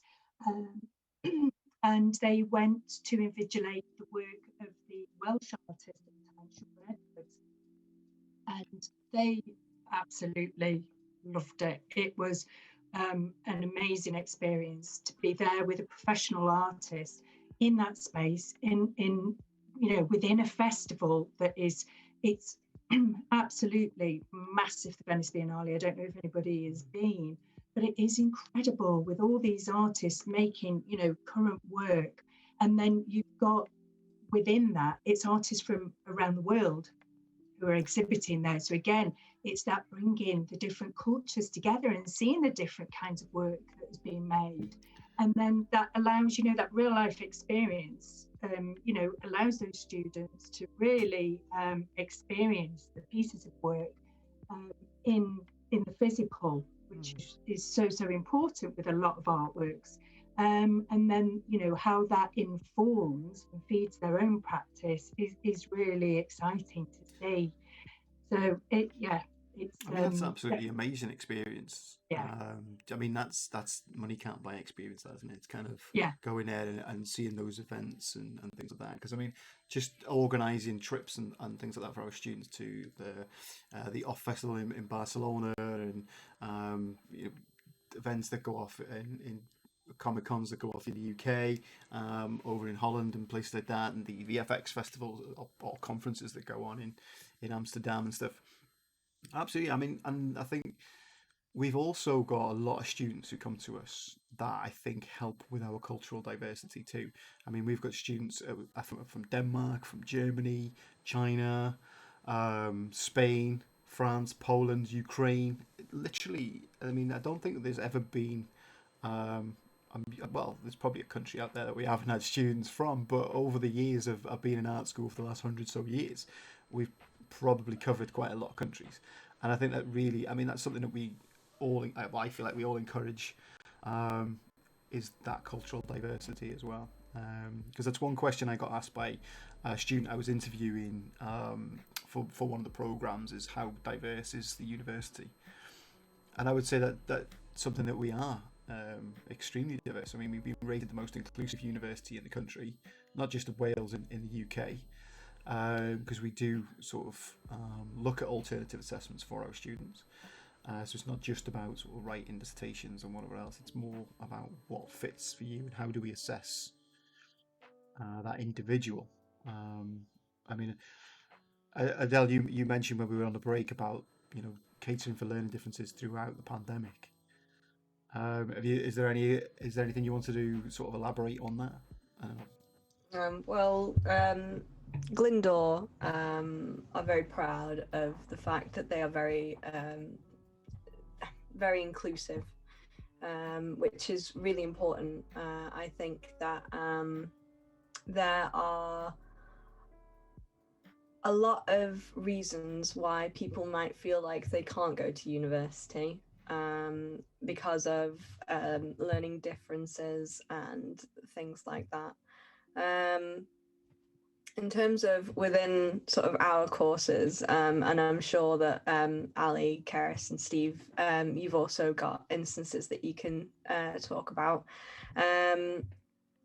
There's so much support available that I don't think there was ever really, that at no point should you be worried as a student. And one of the best things is that I think there's this idea of isolation, and people say, I'm really struggling with this, I'm dyslexic, I can't do this. And there's a lot of creatives, and within the faculty, we're all in the same boat. And I hope that you can sort of look at us and look at how we're helping other students. And like I said, some of the students that have gone on to work in the industry also had learning differences, and even promote it actually in their social media, because they're proud of the fact that they have been labeled with this, and they're doing fantastically. And when you say learning differences, just for the people who are watching maybe not sure what a learning difference is, what do you mean by that? So learning differences could be it could be dyslexic, it could be dyscalculus, and feel free to add, Steve, any extra ones that there's so many different ones. I think the main thing is people learn differently. Every single person learns slightly, either completely differently or slightly differently. There we go. We've got a new follow there from Shepster is now following us. Thank you for the follow. So yeah, everybody learns completely differently, and I think that's what we're really good at, is identifying what people's skills are and needs, and then adapting to that. And I think that helps that we're a community and we're a bit smaller than the bigger universities. So we do all sorts of things. Like, I mean, before the pandemic, we had two conferences running for in 2019, 2020, autism and future employment, looking at people with autism and Asperger's and whatever labels that come with that, or spectrum, is how do we break down barriers? We still live in this world of you to get a job, you've got to have an interview, and it's the person who talks the best about that, about what they do, gets the job, or the person who can do it but can't talk about the job. And it's thinking about ways that we can research that and develop that and push that into bigger industries, whether that's factories and whatever for product design, or whether that's jewelers and whatever else, or studios, and thinking about different things. When you look now, especially for the National Autistic Society, the amount of autistic people that are famous that people don't even know that have overcome those struggles, from the day-to-day struggles, that are now sort of pushing the boundaries of technology, pushing the boundaries of art, and it's been you can see some of the artists that come through that, especially artists that will. There's one artist that can just go to a city once or see a picture of a city and then completely replicate it perfectly in sketch form, and that's an amazing ability. So yeah, did you want to jump in on that? I was just going to say that this idea as well, that people assume, I've heard all sorts, that it's not possible, or you'd struggle in a place of academia with autism, for example. It's not true. One of my closest friends, she has been, I've known her since we were little, and she's working in another university, and we constantly talk about research with each other, and she's on the spectrum, and I think there's more out there now that helps other people to recognize that it's not just one in a certain percentage. There's more people that have it than I think everybody thinks, and just knowing that you've got that support, make a massive difference, Because it's not just dyslexia, ADHD and autism. Yeah, we also think about things like dyslexia and things like that. Because I mean, a lot of people go through school struggling with the academic side of things, of course, and then come to the university, and then we talk to them, and they don't even realise that actually I've struggled all these years and gone through all this stuff through education and not found out what I wanted to do because I'm dyslexic or I have ADHD or whatever else. And I think that's quite, it's quite interesting, quite good that we support that. I think that's one thing that I'm really proud of as part of the university, is that we do support those students. I mean, Ali, Keris, I mean, we sort of gone off here on the side and sort of started talking about this. In terms of your experience, how do you feel about these issues or what we do in the university? Are you proud of that? Or?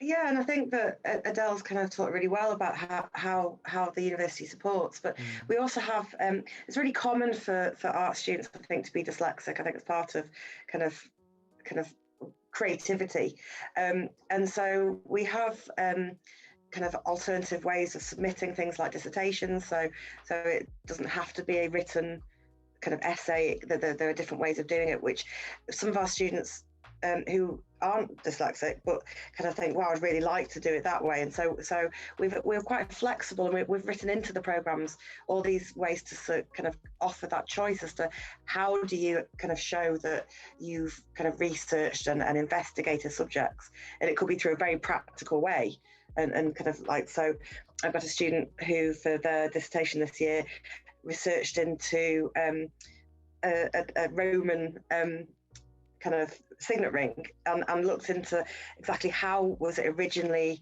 cast and how was it made, and then recreated it, trying as much as they could to use those really traditional techniques and no modern equipment. And so it's a kind of like, so it was a real kind of learning and investigation. It was a really interesting kind of project that fulfilled all the criteria for the module. I don't think people should be put off if they don't enjoy writing. Absolutely, because I mean, alternative assessment is key for us. Well, like, I mean, you get a lot of students who do videos and things like that as well, don't they? So, well, I think over in illustration, we had one student who done a 70-page comic instead of a 5,000-word essay. Yeah, no mean feat at all, but it's kind of like, it's interesting that You know, it doesn't Yeah. always have to be about sort of catering for. It's about the individual and not the environment, I suppose. Change the environment, not the individual. Yeah, I think it's still important to. I think Keris, is a fantastic point that you've brought up, that we do that because people have important things to say, and it's not necessarily that you need to say it with writing. There's so many different ways to share it, and actually, I think you stand to reach more people by doing it in a different way as well. Well, yeah, some really interesting things can actually evolve, can't they? You know, once you tap into how a person operates and how, you know, you can reach their optimum level of functioning, then you've kind of freed up all this possibility of what they can do with that. But I think that, you know, sometimes it's misunderstood that if you have learning differences, then you are not as able. But in actual fact, on many occasions, you are. It's just that our systems that we have in place do not. You know, we can't cater for all these differences because we are different, all of us, aren't we? And there'll be different things that get people excited and different ways of expressing yourself. And this also changes and evolves with time.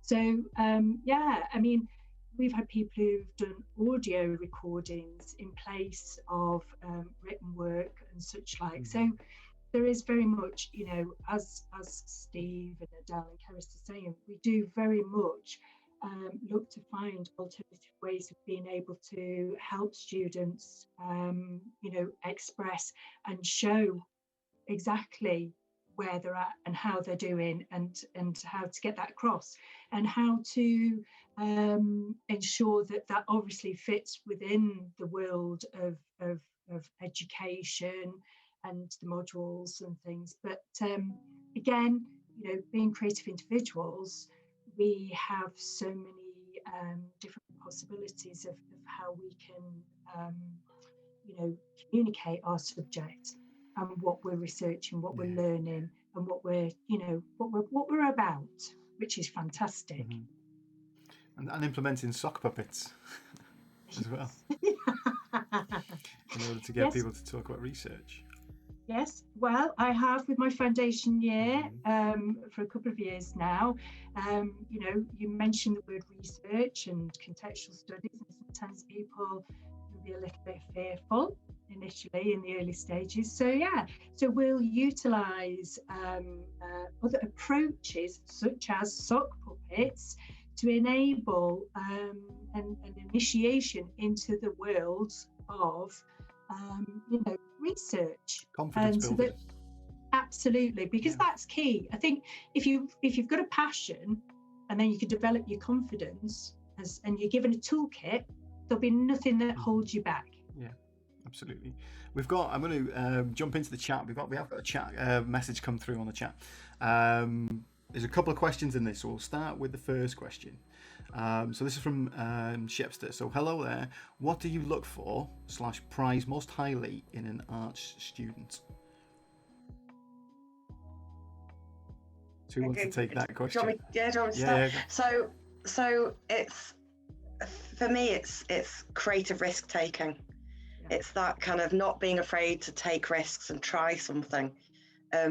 And not being afraid to fail, because if you already know how to make something or draw something or anything else, then you're not learning anything and you're not pushing yourself and you're not taking creative risks. So it's that kind of just taking those kind of all the opportunities available to you and really kind of just throwing yourself into it and trying everything.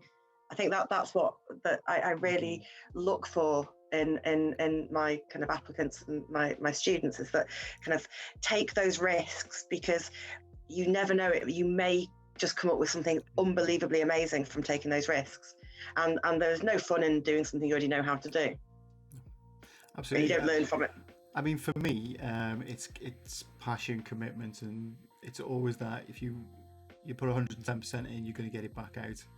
So it's that, because obviously from my area of animation and product design and visual effects, it's kind of you know, you've really got to sort of learn the software and sort of have that commitment to just keep going with it, and push forward. So, Ali, how do you answer that question? I'm sort of in agreement, even with what Keris has said and what you said, Steve, in that openness and commitment, passion and drive, and yeah, risk taking is one of the best things you can do, because that's how you're going to learn something new. Like Keris said, you're not going to learn something new if you don't take a risk, and it develops your problem solving, which is something that you can transfer to so many aspects of life. It's it's it goes outside of the realms of the things that you make. Absolutely. And Adele, same question to you. Yeah, a drive. I like to feel like I'm looking at, for example, a portfolio or a piece or a sketch, and feel like they're enjoying themselves. They want to do this, and get excited with them about the process that they're taking. There's nothing more enjoyable than just joining you for the ride to actually do something new and just drive. I think that's definitely the key one for me, because I think everything else comes from that. And Keris, as well, risk taking. I kind of link the two together, I suppose. Okay, and then the next question then we've got, what great things do you as a School of Creative Arts do to bring that out of your students? So what do we do as a school? It's so good, we bring it out of our students. So I think the way that from my point of view anyway, it's kind of it's that we sort of drill in employability first and foremost, because my thing is that you're paying for a degree or whatever else, you need to be employable at the end of it, because obviously the subjects I teach are very commercial, very sort of getting into a studio, starting your own business. It's really you need to have those skills and things like that. And I think that's what we do really well, is that we plan out the courses to give you a taste of everything in the first year, and then from second to third year it's all about employability, and that's as soon as you finish your degree in May, then you can. I start getting students applying in the January, so to say to employers that you'll be ready for employment in May, the second you hand in your final project. So same question for we'll start with Adele this time. So what do you do as an art? What do you think we do as an art school that's so good that brings out to bring out those qualities? Well, I think that one of the things I do personally is, when I'm looking at content for the students to do, I'm looking to bring out creative sort of risk taking, and I think it makes a massive difference that as teachers we enjoy our subject area. I think it's huge. If my tutor was not interested in it, why should I be? It's one of the things that I think as a university we have such a wonderful quality of a community in the arts department, especially. It's the kind of thing where everyone's very approachable. There's nothing so you bump into teachers, you have a chat, they go for lunch, and the students see that and they're a part of that. So I think that they recognize that when the tutors are talking to not just each other but other practitioners who are actually out there doing the content, they're talking and engaging with people where the students want to be, that excites the students, and I think that helps the whole thing. So that's something that I always like to make sure the students see that element of it. It's so easy for us to just talk to these people behind closed doors, but no, I think that part of that community feel, where, for example, if one of my students in illustration said, I want to try doing something with sock puppets or whatever, then I'd say, right, well, I know exactly where you need to go, and we'd go and approach Ali, for example. Or if they were saying, I'd like to incorporate some sort of metal work into an illustration, or a narrative of puppetry or something like this, where it starts to lean more towards Keris's area, I would be right down there, like, let's go see Keris. It makes a huge difference for the students to be able to know that they have such a good community to sort of lean into, really. Absolutely. So, do you want to jump into that? I mean, Ali, do you want to answer that next? Thanks, Steve. I think just to reiterate, as Adele was saying, research active staff is key, because we do try to keep ourselves up to date, and constantly building that knowledge, because it's a whole philosophy about learning for life, lifelong learning, not long life milk. So lifelong learning, and it's to be in an environment where you are learning new things every day is absolutely fantastic. I mean, it's one of the best things, I think, in life, is if you can be learning new things all the time. We on the fine art, we do look for these external projects, as on the other courses. I think actually as an art school, all of us, we are constantly looking for real life experiences for our students, whether it's bringing people in to do talks with the creative futures, or whether it's actually engaging, dependent upon the pandemic. But then we look for alternative ways of still being able to collaborate with outside bodies, so that the students can have those real life experiences, and that builds contacts, it builds confidence, and I think we're really good at that. Even at the moment, we've got students on our second year fine art, and we just had the students on the level 6 third year fine art, who were setting up exhibitions within the art school. So they're still getting that physical experience, but then sharing that digitally through social media at the moment, because obviously people aren't, public aren't able to come into the art school at the moment. So we're still, we're trying to prepare as best as we can our students for when they leave, and that's really, really important. There is a reason why we're doing all these things, and we are very, very conscious of that. And I think, as Adele was saying, with that community aspect, it is really important. And I think that this last year has been a great example about actually, we have been able to continue getting our students to create and make, even in the face of adversity.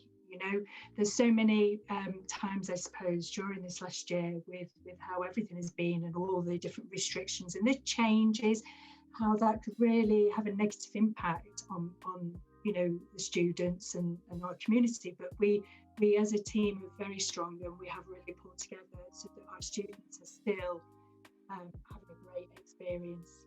Yeah, I completely agree with that. I mean, and Keris, what about what's your take on?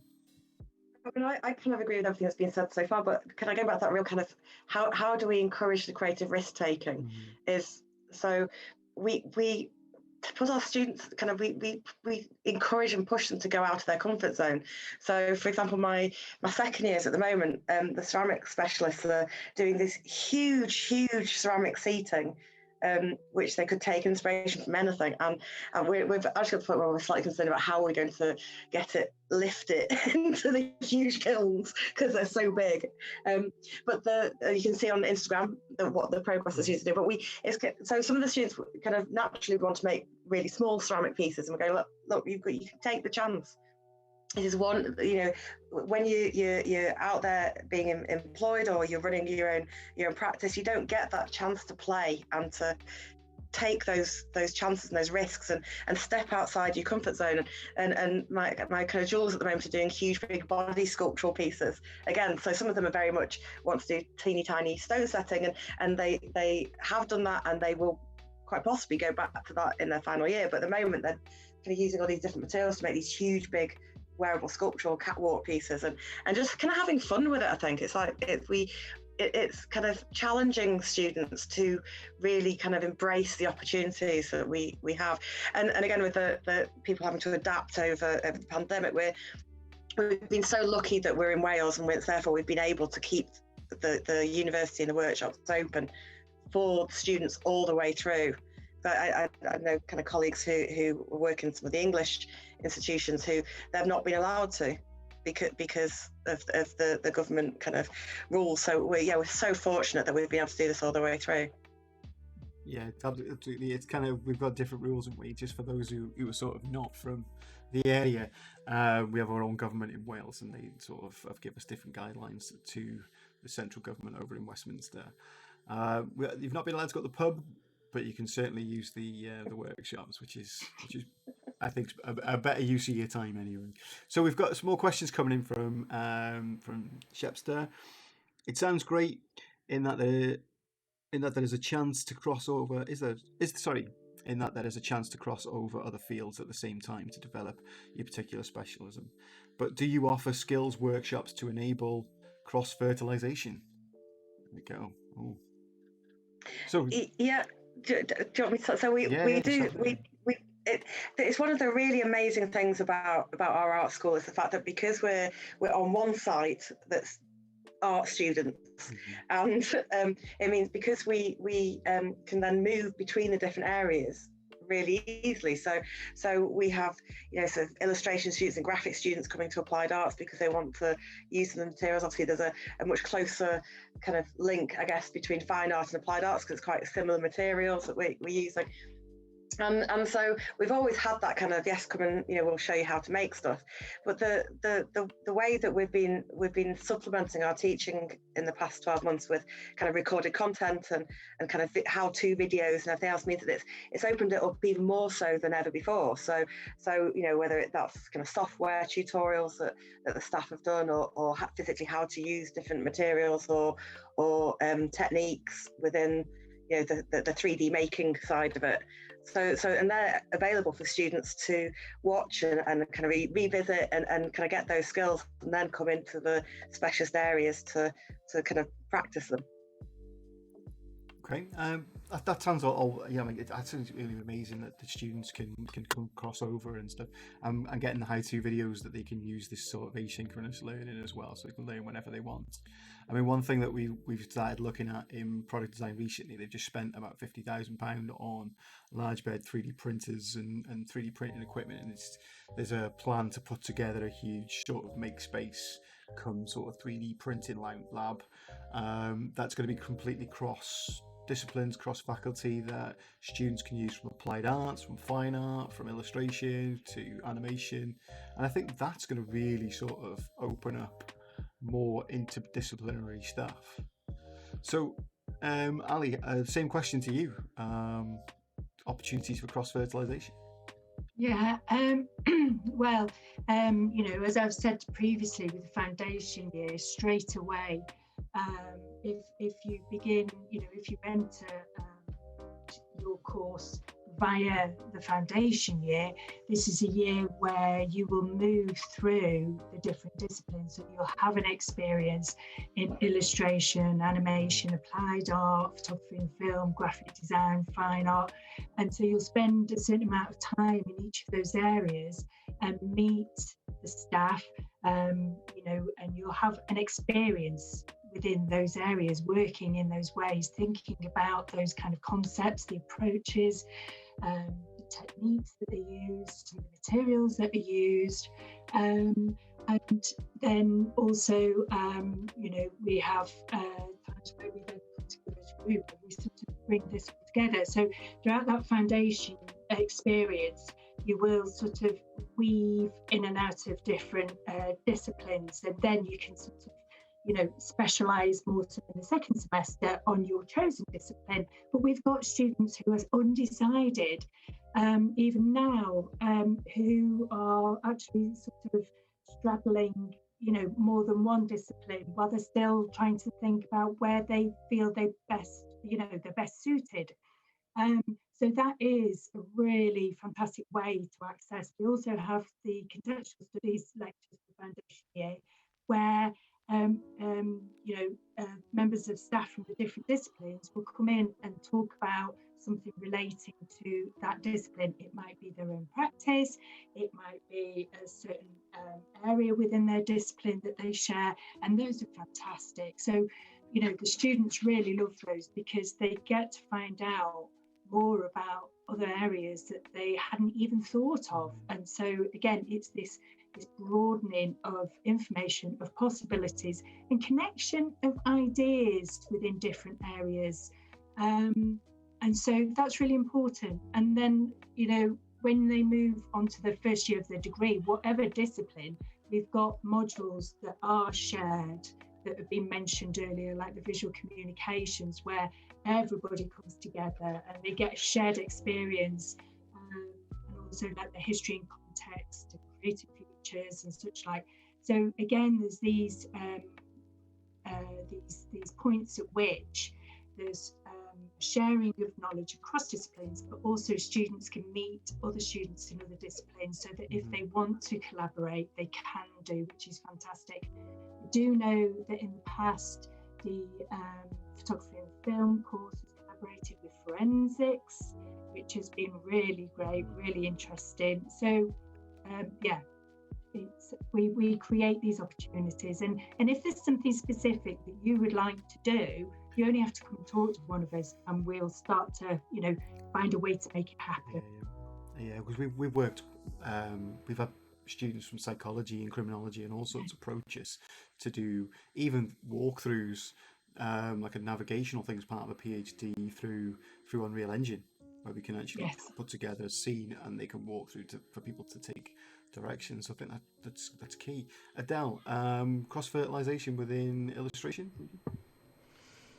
I think it's something that's quite a natural thing, actually, to be honest, just because illustration, especially commercially, can be viable for so many different things. There has been instances where it's been utilized, but like I say, it's quite a natural thing within the subject area that it never comes as a surprise when we end up doing something that does cross over to different subjects. In fact, it's something we tend to promote just all the time because of the commercial value behind things like illustration. Because I know that we share modules, don't we? With animation, we have shared modules with illustration, and then graphics have shared modules with illustration as well. So we have that sort of melting pot, that mixture of people working together like they would in a studio, and similar skills that can sort of bounce off different disciplines. It's such a natural thing, and I think that's why we as a faculty are constantly doing things together, and having sessions where students, like animation students and illustration students, talking about narrative and things like that. It's so natural to us that why would you not, really? It also gives the best sort of, for the students, it's not I am an illustrator or I am an animator and that is the only thing I do. It's a case of, I can see how I can use it in this field, or I can see where I can lend my skills to help in this instance. And it means that, I know within graphics, there's usually instances throughout all the subjects where we end up taking on live briefs, which is a fantastic experience for the students. And the graphics are doing a live brief at the moment where the illustrators and the graphics artists are working together. And it happens, it happens in animation, it happens, Keris and Ali, I'm sure that you can also attest to this. It happens so much that I think it just comes as second nature to us, to be perfectly honest. Absolutely. I mean, yeah, definitely, it does come as second nature, and it just kind of, I think it's because we're such a close-knit team as well, that helps, because it's been easy for me to sort of ask you questions and interview you almost, and put you and grill you a bit about what you do, because we know each other quite well. We meet regularly, even throughout the pandemic. We have regular meetings on Zoom, on Teams, or whatever else. But before that, it's always, it's that coffee shop mental thing again, isn't it? So. Just jumping back into the chat, we've got quite a few messages from Chapter. Sorry for sending so many questions, by the way. That's absolutely fine. The more questions, the better. We are absolutely happy for you to answer any questions that anyone might have. It's great that you've managed to allow students to access the school studios and workshops. Yeah, that's something that Keris and her team has worked really hard to do. Finding storage for tables and stuff that we've had to remove from the building in order to make sure it was completely COVID safe and fits the regulations. And I think you get inspected every so often as well, don't you, to check that you are following COVID regulations and all that sort of stuff. And the students have really embraced it. This is for fine arts as well, because obviously they've got studio space as well. But so our students have been great with it, and the workshops have never been so clean, which really makes me laugh, because normally we're a messy bunch in applied arts, but everything is kind of cleaned down constantly. Everyone's kind of wearing masks and social distancing, and yeah, we've managed to keep it completely safe for people to be in. We've had access to our students at least one day a week for every single year group, so it's been really good. Yeah, and in terms of that, we've all got more comments in the chats. It sounds just how an art school should be: community, risk, fun, and more. I was asking all of this on behalf of someone, so thanks for this. I feel it is the right place for them, so I am off back to the main virtual reception area to speak to student services about what support looks like for students with learning differences, but presumably you guys are well versed in this. Certainly sounds like you have a good handle on it, so thank you very much.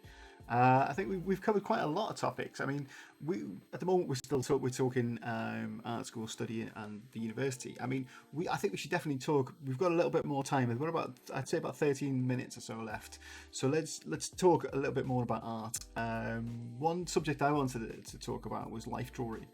I think it's absolutely imperative for students, especially animators and visual artists or product designers, to do life drawing to make sure you get proportions and all that sort of stuff in place. So that's been quite difficult through the pandemic, and that's why I mentioned earlier about the coffee shop sketchbook and stuff, and just drawing people from life and stuff like that. So how have you guys, what do you think of life drawing? Do you think it's important for your subjects, and how have you managed that throughout the pandemic? So we'll start with you, Adele, because you spoke first. So. Yeah, I'm a massive advocate of life drawing. I've had all sorts of different experiences with them. I've had your more traditional life drawing classes, and then there used to be a thing running called Dr. Sketches, which opened up to the public to promote this idea of art as not just necessarily for the artist. And essentially it was something like a kind of a you could have some drinks, alcoholic or non-alcoholic. I'll just let that, you don't have to. It wasn't like that you had to, but they would have themes for them as well. So you would have, for example, a space theme, and they would wear sort of outfits that were more spacey, and then obviously your more academic ones where they're nude, so you can see the figure properly, so you can draw and consider their sort of anatomical perspectives.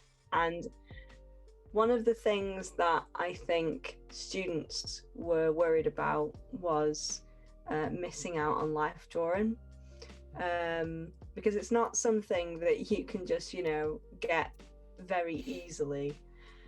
But I'm really impressed by actually how the arts have sort of responded to this. Now, one of the things I do actually show my students for when they want to do life drawing and it's not available.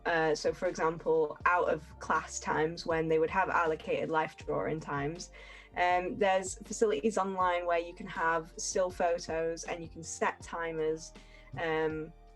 And you can set exercises as well. And I have sort of said to him, use this feature, it's really good. Obviously, there is a pause button, so I have to tell them, you know, that's out of bounds. You can't use the pause button. It's not exactly the same as traditional life drawing. And there has been, there's been some videos. I know the BBC did one, and I actually ended up making it so that my students, I set some videos from, these are actual videos, not just, you know, watching a picture on the screen, where I would say, okay, you know, this is an hour session and I want you to do it. I want you to sit and I want you to set up and I want you to do the life drawing. And some of them did it on their TV because it was accessible, because it was a bit different from just sitting in front of a computer as well.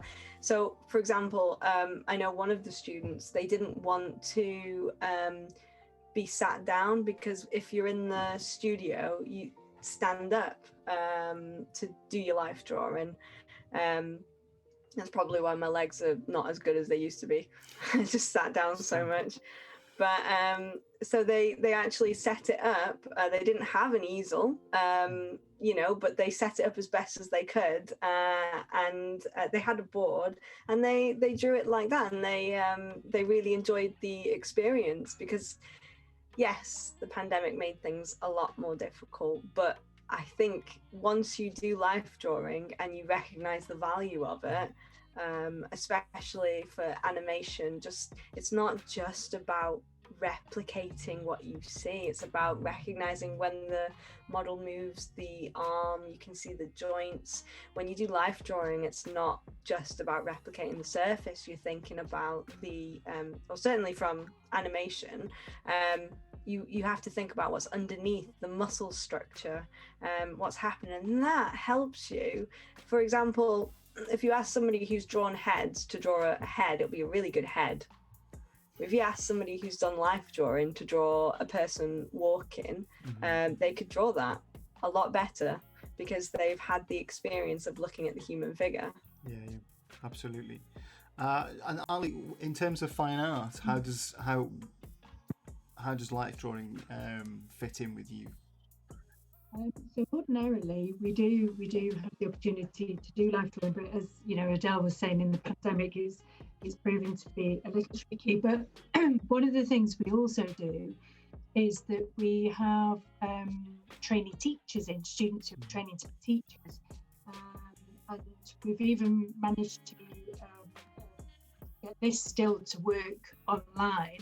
So one of our trainee teachers is, in a couple of weeks, is actually going to do a life drawing class using Zoom with one of the groups. So I'm really excited. So the students managed to find somebody who will be the life model, and we're all going to meet on Zoom. So I can't wait to see actually how this is going to work. But I think now that we're all used to working on these online platforms, it's going to be really interesting. And again, I was saying earlier about how actually no matter what situation you're in, invariably there's pluses, as well as sometimes you've got these niggling negatives maybe that don't quite work the same. Other things will come out of it. So I can't wait to see actually what will evolve, and if the drawings produced are very different from when we're in a real life situation. But I think it's fantastic that we're sort of still finding alternative approaches, and some of which might still be utilised even in the future when we don't have necessarily any restrictions on us. We might still say, right, this week we're going to do life drawing online instead of in person, just so that we can see those differences that come through because of the different platform. it might be that it all ends up exactly the same. Who knows? But I can't wait to see. I'm really excited. And Keris, and in terms of for jewelers and ceramicists and things like that, is life drawing as important?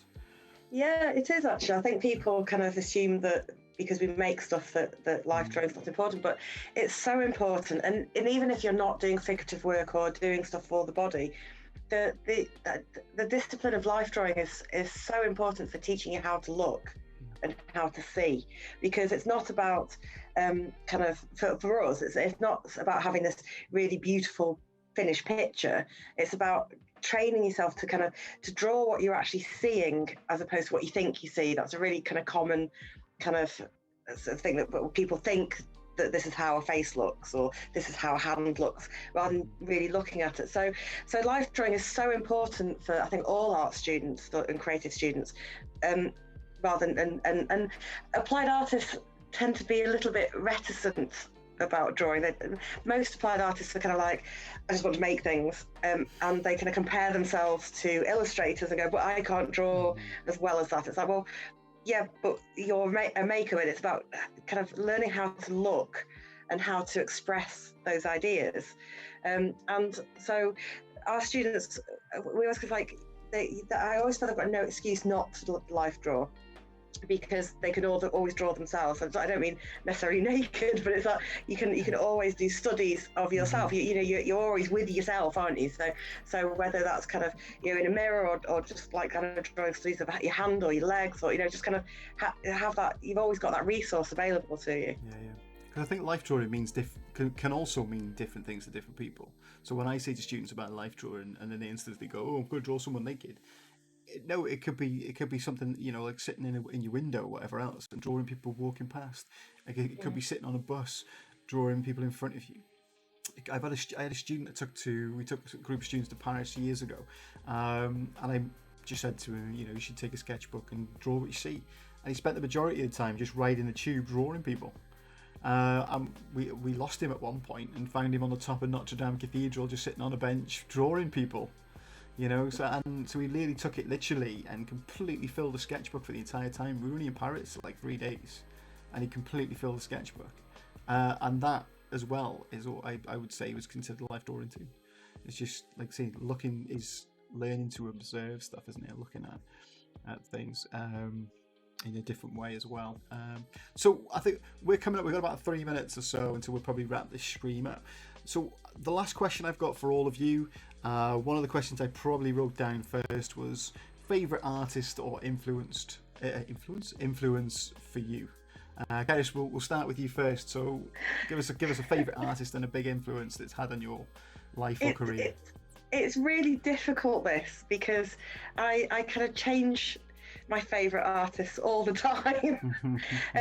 But I think one of the people who's had the biggest influence on me was a silversmith called Bill Kirk, or William Kirk, who taught me in my first year, and he taught me how to raise a bowl. So it's the silversmithing technique where you start off with a flat piece of metal, and purely by hammering it, you create a three-dimensional form. And it was just such a revelation to me, and it got me so excited about wow, this is like magic. And he was so patient and it's slightly scary, and he was just he had a real kind of influence on me. And he died a few years ago, but his work is so pristine and it's so understated. It's all about pure form and perfection of technique, and they're very quiet, visually very quiet forms. It's really beautiful kind of vessels. So I think probably Bill Kirk, or William Kirk, to give him his full name, because if you search Bill Kirk, you might not find him, but William Kirk, and they had a really amazing sort of retrospective of his work just before he died at the Scottish Gallery in Edinburgh. And I think he will have had no idea, because he'll have taught thousands of students, and will have no idea what a massive impact he had on me. But it was that kind of suddenly discovering that this material and this technique was just kind of, blew my mind. I was like, oh, this is it. This is what I want to do forever. So yeah, it's him. Amazing. Well done. Well, I say well done. I don't like when I say well done. Ali, what about you? Artist influence and or artist or who's influenced you, Ali? Oh, me. Right. I've got millions Yeah, of we've only got a millions. couple of minutes, so I know. So, pick one. I- Pick one. First one that comes to your let head. me mention 3. Oh, go on Agnes then. Martin is a painter who makes absolutely beautiful, subtle paintings that might almost look like just lines on a canvas, but they are gorgeous. Then there's Cy Twombly, who then creates like these almost like scribble paintings and drawings with loads of mark making. And then there's Francis Elise, who pushes ice around and creates these performances or paints yellow lines in a road. So he's got melted ice, he's painting lines, he's going up ladders. And then Maurizio Catalan and his banana, his infamous banana. The one sellotaped to the wall. Yeah. That's now you replicated in our office, and it's probably Yes. dribbling down the wall at some point. I have no idea what it's doing anymore. It's perfect, Steve. Right. I checked on it the other day. The banana in the art school is perfect. My It's still Maurizio there? Catalan. Yeah. I think that's probably what started COVID. it's that mangled and decayed. It's kind of yeah. And Adele, same question for you. I think this is a difficult one. I'm gonna go with I'm gonna go with an artist called James Jean, and that's because I already knew what I wanted to do, and I think it was funnily enough, I used to read comics a lot, and this artist I saw on the cover of a comic, and I remember thinking, oh, that's so different. It wasn't drawn by didn't look like a comic cover. It was more sort of illustrative. And the thing that I liked about this artist is that they were so creative that he wasn't bound by a specific style, and that inspired me. So for example, he trained as a traditional artist in oil painting, then he went to do computer generated sort of illustrations, and then he'd do covers for DC, and then one day he's like, yeah, I'm going to switch back to painting traditionally. And then suddenly he was doing stuff for Prada, doing designs. Then he decided to switch to animation. And I was like, my God, that's fantastic. Look at how easy it is for him to just go, I want to do this. And he would do it. And so that was just a massive inspiration for me, because I thought, hang on a minute, I can do anything I want, really, if I think about it. So I would say James Jean was an inspiration, just simply because of the way he approached work. Absolutely, it's interesting that you've all sort of come up with male figures as well, since you're all female artists. Ali, I think you were the only one that mentioned one female artist. Good point. It's difficult to pick one. So I suppose, it's kind of is mean, I suppose. Loads of female makers. Yeah. So absolutely, and I think that's the way forward. I mean, so who's your favourite, Steve? My favourite, well, it's kind of it's I'd say recent within the last sort of few years. Back when I seen an exhibition in the V&A, and it's something I always bang on about. My students would be sick of the sound of his name, but Alexander McQueen. Believe it or not, even though he was all about fashion and stuff, he just pushed the boundaries. Came from a council estate in London, made a huge name for himself in the fashion world. I'd say fashion was just like sort of a byproduct of what he did. He was just a phenomenal artist that pushed the boundaries, experimented with everything, and unfortunately he met a tragic end. And I think that's something that, obviously, when it comes to mental health and things like that, we need to open that discussion. We need to talk to people if we're struggling and things like that. And it's just an example of what you can achieve no matter where you come from, but you'd also need to ask for help at the end of the day. So quite deep to end the stream on. Well, And Sean yeah. Lean, the collaboration between Alexander McQueen and Sean Lean, the jeweler, produced some unbelievably amazing stuff. Yeah. And going back to right at the very beginning of this morning when we were talking about all the glitter, Sean Lean's one of the judges on that show. So check that. And as another point as well, James Jean has now done some jewellery as well. See, everyone's a jeweler eventually. Well, that's it. Yeah. So. Yeah. I think what we're probably going to do now is wrap this stream up. But in the history, or as I'd say history, as in the tradition of Twitch, we have about 11 people watching this. We are going to raid another channel just to keep that sort of momentum going. So I will hit the thanks for watching screen shortly. The 3 people that I'm sort of sitting here now, maybe Adele might know, but the other 2 are thinking, what on earth is he going to talking about a raid? When you hit the other person's feed, then just throw your raid emoji or emote in the chat just to know that we've raided. So I am going to look for someone on Twitch.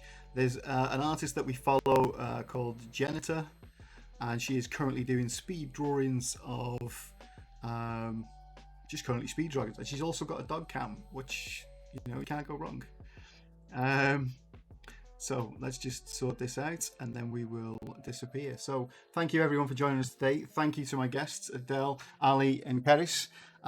We will be back on Wednesday talking to Winston Gomez, a fine artist, and it's going to be a bit different to what we normally do. I'd certainly come back and check that out because it could go one or two ways. I'm not sure how the interview is going to go with me being in a different location and him actually being on canvas. It might be a lot of shouting. If that happens, then we'll just watch him work. So again, thank you very much for joining us, and see you soon.